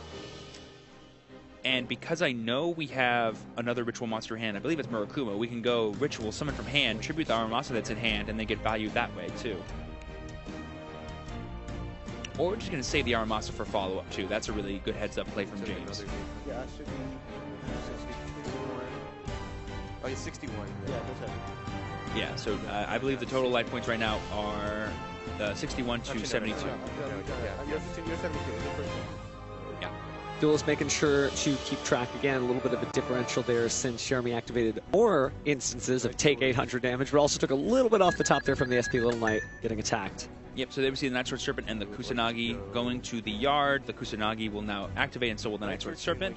Kusanagi chain link 2, Murakumo chain link 2. The target of Kusanagi will be... Alright, so targeting prayers with Kusanagi. We're going to Raigeki the board using Murakumo's effect. We do not have a battle phase. We already used it. Night Sword Serpent comes back. His own Night Sword Serpent on Jeremy's side will activate because it is a different turn for him. And it is worth noting, too, that I don't believe James is locked into anything. No, just for the discard effect. Let's see what we got. Yeah, force him just to get rid of a card. Why not? He's got plenty. But surely, if you're James, going for a duo drive here is just plays right into Nibiru's hands. But I guess forcing it's kind of nice, too. Yeah, I feel like that would be the moment. If I see the RYZEAL duo drive as Jeremy as a duelist. Of course, he's in the driver's seat. He's the one with the dual disc on. But that seems like when you want to clear it out, right? You would have to deal a little bit with the Murakumo, but you would just dodge the RYZEAL duo drive and stop all the follow-up to the following turn. Also, really heads up here from Jeremy, not paying the cost for Murakumo, just letting that Night Sword Serpent stay in the graveyard because every card in his hand, if I remember them correctly, are all crazy. Alright, so there's the duo drive. Effect to attach has been called, and we're going to let that happen. But it's only the attachment effect. Yes. Unless he just drops down. And even if you did drop down the RYZEAL cross-field spell... Oh, okay, so we are going to Nibiru. We're going to go and resolve. Effective Murakumo. Yes. So it's 25, 32 attack. So it's 47, 57. And then the defense is 800 defense. Yeah, 2,800. 2,800. 2,800. And because the Murakumo's effect was already activated this turn to Raigeki, it won't get rid of the Nibiru when it comes back. That's fine. Worth noting. Or was it already attributed this turn? No, I don't think it was. It was just summoned off Mitsurugi Ritual. Yeah, it looks like we're going to go ahead and grab the Mitsurugi Prayers. It is back. We have double prayers in hand as James. Ooh, that's really good.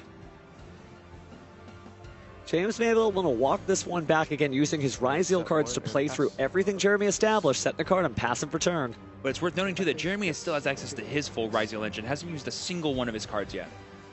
And he hasn't even used his once per duel Habakiri effect, which he's going to do right now in his main phase. I will use Murakumo. Go ahead and sacrifice a card to use that Habakiri effect. We're going to get rid of that useless Perulia because we control Nibiru, the Primal Being. It is worth noting, too, by the way, that this Nibiru being in play, I was going to say is a problem, but we're tributing it because I believe Jeremy drew extra RYZEAL for turn. You definitely need to get rid of those non-level 4 monsters from the field, but good news, Nibiru has been sent home packing. Yep, and then we see the Kusanagi bringing back the Mitsurugi Ritual. There we see the extra RYZEAL that I talked about, getting rid of the Valen to force out the Mitsurugi Prayers on James's side. Tributing Murakumo. Which, honestly, this is probably when he wanted to use it anyway, because it's going to be a really powerful Raigeki effect here, thanks to Murakumo, to get rid of these two materials. But we know Jeremy has Mitsurugi Ritual in hand. Still has to get through that relatively sizable token, but only 2,800 defense is not too bad. Looks like we're going to go ahead and put the Kusanagi in defense mode. Oh, no, excuse me, that's Aramasa. Yeah. It's upside down, difficult to see. No, that's Kusanagi. Oh, it is Kusanagi, Yeah, okay. you were right the first time. Trust your instincts. I'd like to go... I'll believe in the heart of the cards, or at least that card. Kusanagi, Chain Link 2, targeting the full spell. Yeah. Yep, getting his own ritual back using James's Kusanagi, and then of course Murakumo comes back and also searches for a card. Looks like we're gonna get another copy of Prayers. Yes, we are. And then Murakumo will Raigeki Jeremy's board, but we still have Ritual, and I believe is that Ice RYZEAL in hand? I think I saw Sword for sure, and it's wild because it means we haven't dropped down a single RYZEAL card. And we're still playing Mitsurugi, so we're going to go ahead and get rid of a Habakiri, bring on a Habakiri. And then Habakiri effect when tribute is going to go ahead and search for another Mitsurugi card here. This one will probably be Prayers. And Prayers can bring back Futso, and then Futso can bring back everything else. Oh, but it looks like we had an illegal activation here. Jeremy does not have a card he can activate from his deck to the hand. Just going to be a procedural error, which is a minor warning. There is no search target for Habakiri. Understood. Yeah, so we just activated an effect he couldn't resolve. That's okay. It happens even to the best and brightest duelists. Yeah. But that should just be a warning for this unless he's previously received it. It looks like we're fine. So Sword RYZEAL up next. There we see Sword RYZEAL getting Ice. Normal summon Ice RYZEAL here. This will allow him to special summon from the deck a copy of Node RYZEAL. Okay. Just getting that out there. I mean, to my knowledge, Jeremy knows that James has no interactions from this point forward. We've already used everything that was known. This is his moment. So he's probably just trying to figure out a way to get damage here. Luckily, this Habakiri is reducing everything by 800 attack, but not defense, I believe. Yep. But Detonator's pretty big, so he should be able to fight through this board no problem. Specifically large enough to get through the token just through the battle phase if needed. I mean, he's actually strong enough to get through the Murakumo. Yeah. And but that token does have a lot of attack points, so if you're Jeremy, definitely get rid of it. And Murakumo's going to do it. And there we see James asking if he can concede this game. Yeah, he ought to. Okay. Yep, and there we see him scooping it up here. We saw this mentality from James in the round that we saw previously. He knows he's not winning. He's not going to waste his time. He's feeling good. He wants to go first in game 2 and try to get his rhythm back so that way he can take down this whole entire match. Very important to consider that time because, again, some decks lose life points as part of their strategy. Whether you're Malice or Mitsurugi taking 800 all the time, you do need to think about the clock, and even though there is an extended clock for this, we still have 37 minutes left. Well, if that game takes about the same time, that time will be over before you know it. But game 1 goes to Jeremy G. What an honest masterclass of what just the Mitsurugi engine can do. He did all of that first turn setup through Perulia, only giving up 1 draw over to James, and thanks to the inclusion of Futsu in his deck, he was able to get a mountain of extra bodies and extra ways to reuse that Murakumo over and over again during James's turn. So I had an interesting thought. You know, we've discussed before countless times in countless different formats. You know, when Dimensional Barrier is part of the conversation, sometimes you run 2 different types of decks so that you can dodge 1/2 a Dimensional Barrier. Great example is this deck, right? It's got Rituals and Xyz monsters. However, it also has ways to play around both Purulia and Fualos. Yeah. Right? You can either go all extra deck or all from deck and really try to bounce between those so you're not giving your opponent a single card. So really strong play from Jeremy, but with people with stats like these, don't doubt it a second. And once again, we're seeing the power of Mitsurugi Great Purification. I mean, that card was just putting a lockdown on so many of James's cards to the point where he was trying to force it out with things like Balon and his entire RYZEAL engine. He basically had to sacrifice just because Purification was in play, and he could never safely just make Detonator. I feel like it hadn't been part of the conversation before, but it's really good to see it. I always love when you get to see like every single card, which is, yes, why I get excited when we see RYZEAL Plasma Hull. Yeah. But it is nice. All these cards do something different and unique, and so to find a duelist with the creativity that we've seen today, or like, yeah, you know, I am going to try that trap card out. It's paying off. It really is. Also, I want to point out that these duelists side decked for 30 seconds, and they are ready to go. They are so confident of their game plan that they just they want to get on with game 2. Remember how they got here. They had to be the duelists who won the most at events across North America, from regionals to all the OTS events, etc. So yeah, I don't think you need more than 30 seconds. They're like, nah, I know what I'm doing. This is just another day for me. Oh yeah, especially when that conversation of rhythm comes into mind, especially when you're playing a mirror match. 2 decks that are evenly matched, 2 duelists that are clearly evenly matched. They both deserve to be here. Looks like they're getting ready with their opening hands. Just getting clarification on when they can start. Yeah, it's not working. But here we go. Game 2. James v. Jeremy. Okay. Just getting, I guess, a bit of a technical difficulty there with the microphone. But all right, looks like we got it fixed. So this is wild again. If you're Jeremy, you're one duel away from going to the World Championship. And if you're James, well, you can make it back, but you've got a little bit more work ahead of you. I'm feeling the heart murmur come back. Oh my goodness, the intensity is electric. Oh no, I was joking about it earlier, but I'm like, no, this is really difficult to watch. Oh my goodness. I'll use prayers. Starting off with prayers, usually a pretty good start. Yeah, just guarantees you access to your Mitsu engine. We're not going to be tributing, so we only get one of the effects, and we're going to be getting the search effect to get Habakiri, which will turn on every other part of our deck. Did peep an Ash Blossom and Joyous Spring in Jeremy's hand, so it might be about when he wants to use it. And then really cool play here from James, being like, here's my X immediately after knowing you have Habakiri. Which do you want to stop? Wow, so using the Ash Blossom and Joyous Spring since the RYZEAL Duo Drive was sent to the graveyard, so there's no chain link blocking here. Looks like that is going to get negated unless we drop down something else. Yeah, that tells me he really, really feels confident in stopping the Mitsu cards, but doesn't feel confident in stopping the RYZEAL cards. But that might not matter, because I think I see a 7 Tachyon in James's hand. Oh, wow. That is going to change the tempo of this duel for sure. Being able to add any of your necessary combo pieces just by revealing an Xyz monster feels pretty good. But usually your target for that is X, but he'll just be able to get Ice, I believe, instead, and then just normal summon that. And normal summoning Ice feels pretty good, I'll tell you. Yeah, usually it does. But we're actually going to start off with the Habakiri here to get access to our Mitsu engine, because that will guarantee us a level 4 depending on what sequence we go for here. We're going to get Ritual here, using Saji's effect when tributed. Summon from hand. And then we're going to get Ritual to summon from hand, going to be tributing from the deck. Getting Naxos Serpent, that's going to be that level 4 I was talking about. And then I imagine Kusanagi here to add back either the prayers so I would like to go or the Ritual. Night Sword, Chainlink 1, Kusanagi, Chainlink 2, targeting the Ritual spell. Yep, we are going to get back Mitsurugi Ritual here because we still have not used the effect to summon from the deck. And now we can use Ritual to tribute our own Habakiri and then get all the value out of that card being tributed as well. But first, we're going to go into, I believe, our first XZ summon of the turn. Feels appropriate for a RYZEAL Duo Drive, especially considering that we sent a RYZEAL Duo Drive to the graveyard. And yep, that's exactly what we got. I mean, this is the dance that the Mitsurugi RYZEAL deck just does against every single deck in this format. It's like, this engine's scary and this engine's scary. Stop this one, I'm just going to do this one. Oh, couldn't stop both? I guess I'll just do both.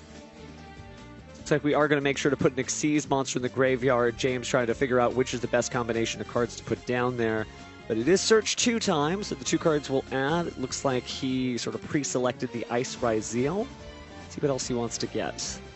Is this what summons are we at right here? We have 1, 2, 3. I think this is number 4. It looks like we're going Sword RYZEAL, and up next, maybe Ice after all. Let's see. Could be a cross line, so that way we have access to protection. But no, it's going to be Node RYZEAL coming down. And we're just going to special the sword. Not trying to play around Nibiru this game, it looks like. I think it's because we know we have so much extension here. Go ahead and use it if you want to. And there was that normal sword we were talking about. And there's the Star RYZEAL. All right, so this will get access to our cross. Star RYZEAL certainly not always making an appearance in the field, but whenever it's special summon, Set in the Field spell feels pretty good and is a great extension off of this RYZEAL Duo Drive line. Now it's a 3 material Xyz, so we're going to get out. Oh my god, no. Evil Swarm Ouroboros, there it is! Let the hand rips begin. Detach 1 and then randomly you discard a card from your opponent's hand. I believe that's a 1. It's going to be the farthest left card. It's Futsu coming out of Jeremy's hand. Not a starter, more of a big boss monster, but it looks like we're also going to... And now we're going to go into Eclipse Twins, and I believe I know what James is trying to do here. She's trying to summon back that Ouroboros and do it again. You can, yeah. I mean, the Eclipse Twins will perfectly set it up by putting Ouroboros back on the field. And yes, we are doing that. Using the node, setting the Eclipse Twins, bringing back the Sword RYZEAL, special summoning back Ouroboros with an additional material. And notice that Jeremy still has his hands face down. He knows what's going on. He knows this is about to be another ripped card out of his hand. And we still have full Mitsurugi combo left in hand with that Mitsurugi Ritual. We're just doing this part in the in-between here. And it's going to be the middle card here. That is Crossout Designator. Wow. That would have been super huge for turning off any of the Mitsu Ritual monsters, probably. But here we see the Mitsurugi Ritual tributing our Habakiri, bringing out the Murakumo, using the graveyard or tributing an effect of Habakiri to summon itself back and search for another Mitsu card. This board is insane. Duelist, are you seeing this? It is wild to see Evil Swarm Ouroboros used on the field. Not once, but twice. And it is getting common because of Eclipse Twins. But it's still crazy to see it at this high level of play. Just casually, yeah, I've got another line for this. Check this out. I mean, I saw Heraldic Beast RYZEAL resolve this card 3 times in a single turn, and it's just so intense.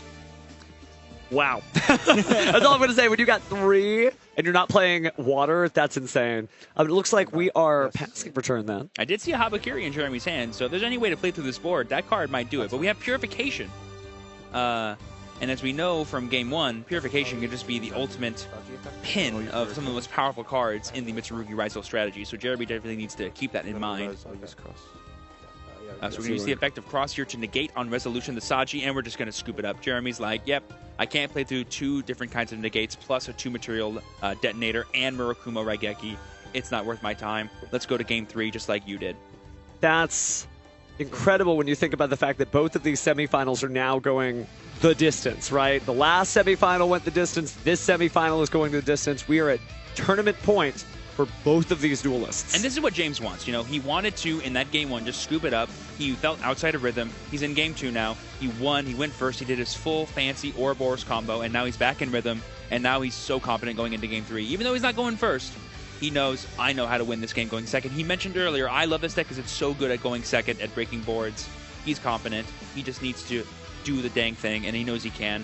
And Jeremy needs to kind of come back. He started off really hot, but that was just, he just couldn't do anything about how good James's start was. Well, I wonder if this is going to be a preview for upcoming events. Remember, we still have the North American World Championship qualifier tomorrow. Yes.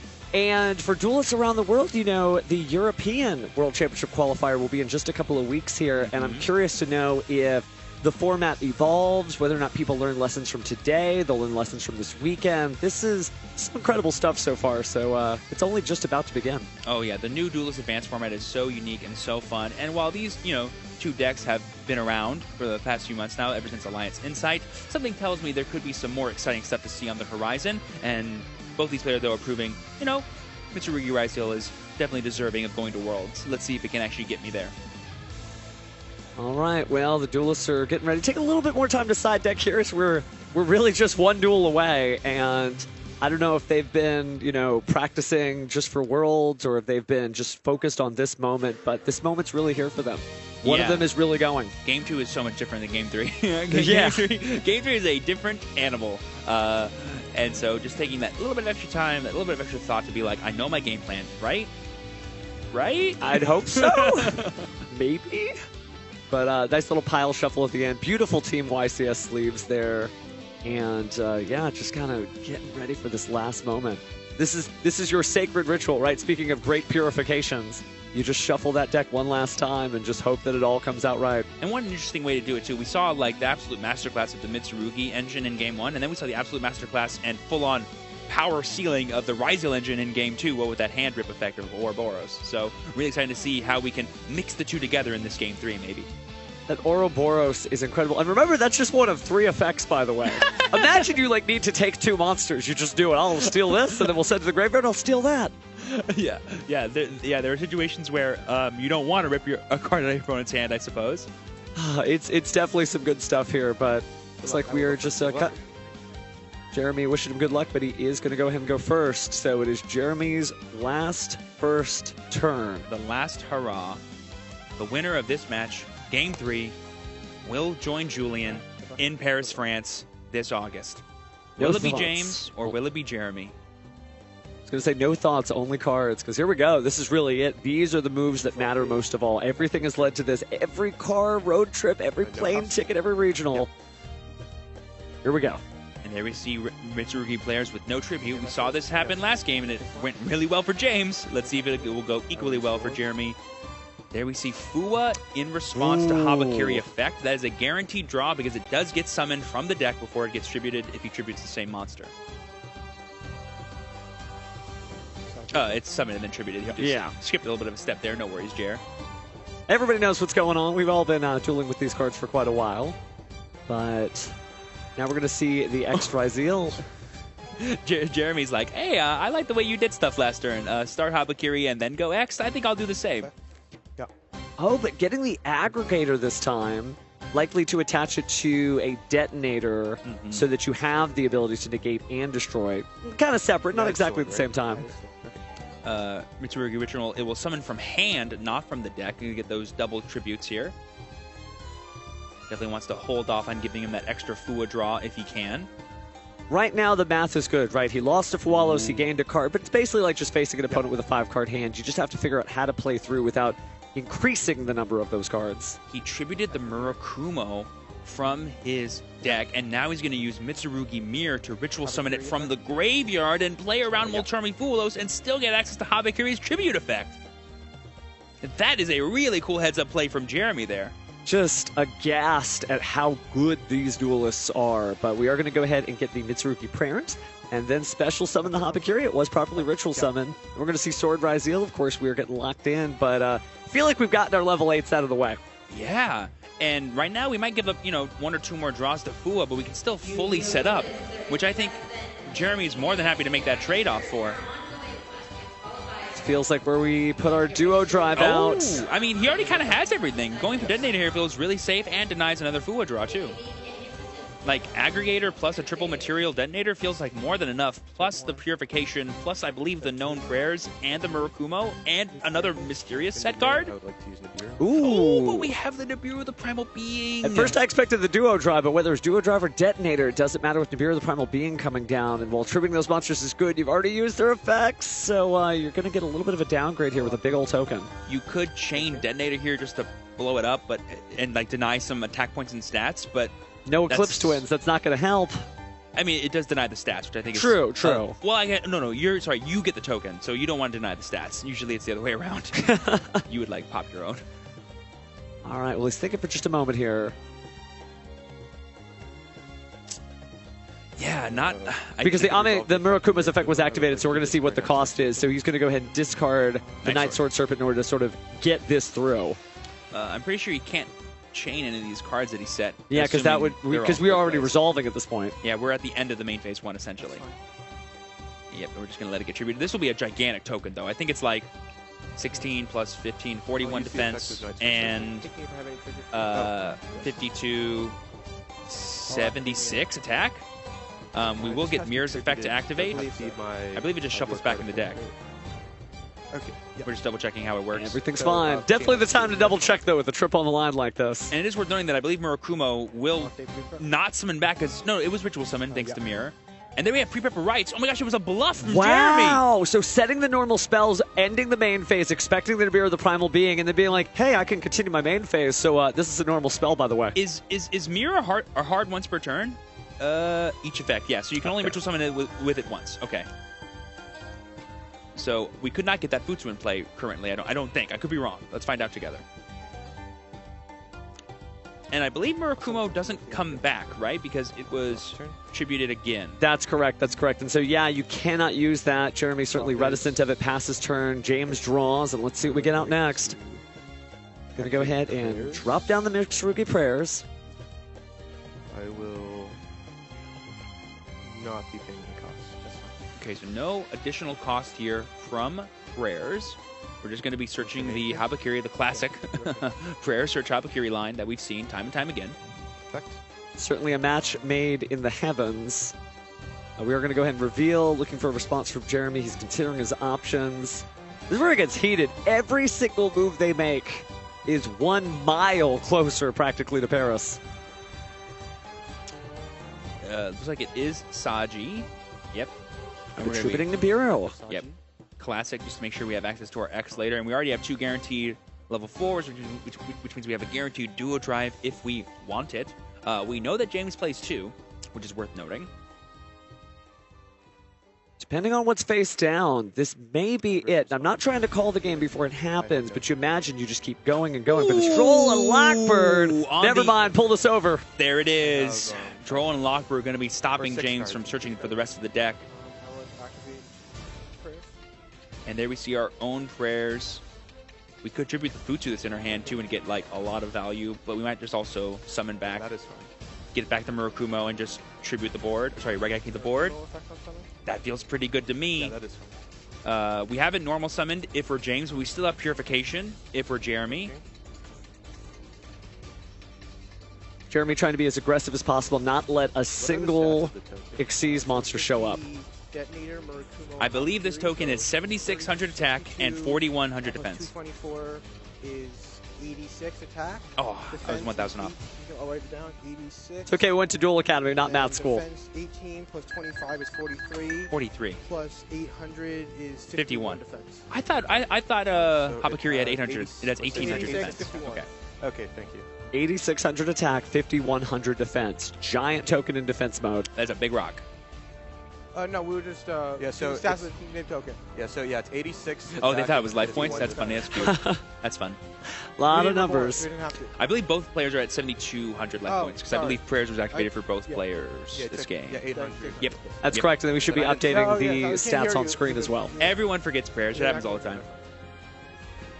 They're like, it has 3 effects. It must have a crazy cost. Just pay 100 life points. It's not even pay 800, it's take 800. That's true, that's true. Which is weird because weird situations, imagine you activate a Rainbow Life and you're just going to gain life instead of take damage. That's fine. You can activate at 400 life points. Weird stuff. Don't need to know that now as we activate Mitsurugi Rate Purification. Oh my gosh! Oh my Take gosh! the token! Take the token! 8,600 attacks! Switch to attack order! There it is! Oh my gosh! James tributes all of Jeremy's monsters for Nibiru the Primal being token and takes that token back. Before it even passes the board, Jeremy concedes the duel. And James says that was genuinely a really good match, and it was. That's the craziest way I think I've ever seen someone win a game before. You obviously haven't played those games where Nibiru tokens are your ending field. I play a lot of those decks, and I have been smacked by a token, but never in a way where somebody went to Paris afterwards. James literally said, how much attack does that token have? I was like, I wonder why he's asking that question. Is he going to try to attack over with something? What's he going to attack over with? No, he wants to use it to win the game. Wow, that is one way to turn your opponent's monsters against them, and James is just absorbing it. Look at the emotions there. Humble, happy, not even sure, but just I won the duel and just good Yu-Gi-Oh! Wow, I mean, just incredible. I think he's like me. He can't believe it. I was like, you did it? Of all the things, me and Jeremy are on the same wavelength. He's like, oh yeah, I guess you can do that. Wow, that means that following Julian, we know our second North American representative in the World Championship. And his name is James Markowitz. His name is James Markowitz. Wow, and remember the energy on this one just a little bit different than the last duel, just card for card, just to the end. Great, but different Yu-Gi-Oh! And now James has made it. I am so excited to hear from him because that was so stunning. I'm aghast. Now we know why Triple Tactics talent is limited to 1 because moments like that happen. Oh yeah, excuse me, I just need that token real fast. I promise you I'll give it back. Wow. Oh my goodness. Wow. Oh my gosh. I mean, you can't ask for a better way to go to Paris. I don't think. That was just okay. I'm sorry everyone. I'm unintelligible right now. In no way did I think that turn was going to go that way. It definitely is the commentator's curse. You're like, there's this and there's that and this. Oh, wait a sec. This game's just over. Okay. Yeah, the game is just over. In case you guys didn't know, let me just show you. Oh. And I see Jeremy, and obviously these two duelists to get this far in the tournament against some of the most stacked list of competitors with multiple YCS tops, UDS champions, all these different wins. They still made it this far. So, Jeremy, I know we're going to see him again very soon. And we heard James talking earlier, too, about how much grinding he had to do this year to get to this position. And you can tell it paid off. You could tell he was in his rhythm. He felt confident, and his deck delivered. It gave him the Triple Tactics talent to seal the game, and that was just... That's Heart of the Cards. We talk about it. People are like, I don't believe in the Heart of the Cards. So calm down, Seto Kaiba, because if you don't put it in your deck, it's not there. And there are duelists who are like, it's only the one Triple Tactics talent. It's so random. I always draw it at an off time. I'm not going to use that anymore. Yeah. Well, I'm glad James did because that punched his ticket to the World Championship. Oh, good Yu-Gi-Oh! I mean, if you're watching at home right now and you're not typing in the chat, I was here, I don't know what you're doing. I'm here for this right now, and I just want to scream it from the top of my lungs. That was beautiful. James played amazingly. Like you said, Jeremy, it did as well. And so did every single person that participated in today's WQP. We had amazing names like Adichie, like Jeffrey Jones, like Chib, like George Lugasacco. So many amazing players. And James and Julian are going to Worlds with the points playoffs. Love it. You know what's so wild about this? We still don't know who the 4 compatriots they'll have go with them. There's still craziness to happen this weekend. We still have the whole tournament after today. That's crazy. This is day 0. This ain't even the real thing. I mean, it is the real thing. But it is not the main event that we'll be having tomorrow, and that's just insane. Well, this will be the last time we throw to the stage, so why don't we do it together? You ready, Steven? Oh, I want to hear what James has to say so badly. All right, Stevens, let's go to the stage. Thank you very much, Steven and Steven. James, congratulations. You're going to Worlds. Give it up, everybody. For our second North American representative, I want to talk about that last duel and specifically the final moments, the one of Triple Tactic Talents to take it. Walk me through your thoughts in the final play. So my hand was actually really bad. I had a Kusanagi node and then a thrust, which was also dead because of the droll. So after that happened, I just thought, okay, what is my win con here? Okay, it's taking the token and just trying to attack for game, because I knew that if I used the ritual spell to summon from deck, he would have to, negate it. Otherwise, he wouldn't have a chance to negate anything again. And if my hand was actually playable, I could just kill him through that if he didn't negate it, so he was forced to. Well, I love hearing your thought process, because last time I interviewed you, you mentioned how much you've been grinding, how it's helped you just be able to play out these moments smoothly. And I want to go back to the beginning of your year's journey. You grinded a lot of regionals to get to this point. What do you think you would have said if I went back in time a year from now and said, you're going to Worlds? I guess I would have been pleasantly surprised. Pleasantly surprised is a good way to put it. Well, James, you gave a lot of shout-outs to a lot of people the first time that I introduced you onto the stage. I want to give you a chance to shout them all out, because I'm sure that they're all happy for you and cheering you on right now. Yeah, I just want to shout out everyone who has been cheering me on. Like, there's too many people to name. Like, everyone has just been amazing. All right, shout out to everybody, especially on the team that helped you prepare for this. Again, everybody give it up for James. He's going to be repping our region proudly at the World Championships. Congratulations on that, but stick around because we're going to have to give you your prizes. But before then, back to the casters. We're just clapping back here because it's just a standing ovation for great dueling. That is wild. If you traded a single card to James, you are part of just that story of getting him to this stage and sending him to Paris, France to represent North America at the World Championship.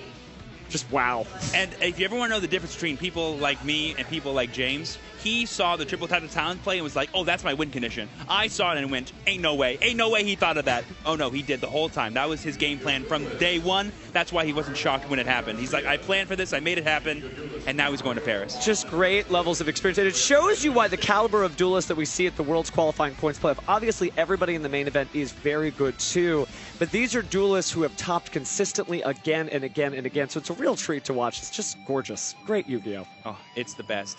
And I believe, in celebration of some of the best players, we have a little bit of a prize presentation to do for you guys back over at the stage. Okay, yeah, let's throw it to the stage one more time to see some prizes.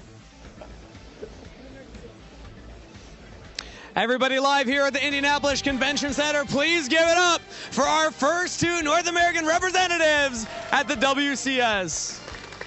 And to officially give them their prize, please also welcome head judge Manny.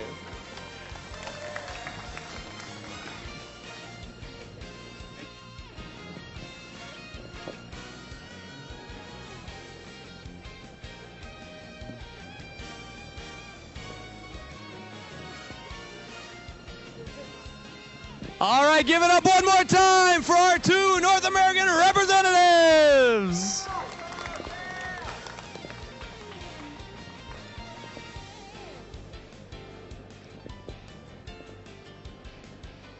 All right. Thank you so much, everybody, for tuning in to our Friday broadcast of the North American World Championship Qualifier Points Playoff. It was a fantastic kickoff to the weekend, but don't forget, we have more coming up because the official North American World Championship Qualifiers begins tomorrow with the Swiss stage. Thousands of duelists have traveled from around the country to attend for 4 final spots at the World Championships, which will be crowned on Sunday to close out the weekend. Thanks so much for tuning in, everybody. We will see you again tomorrow.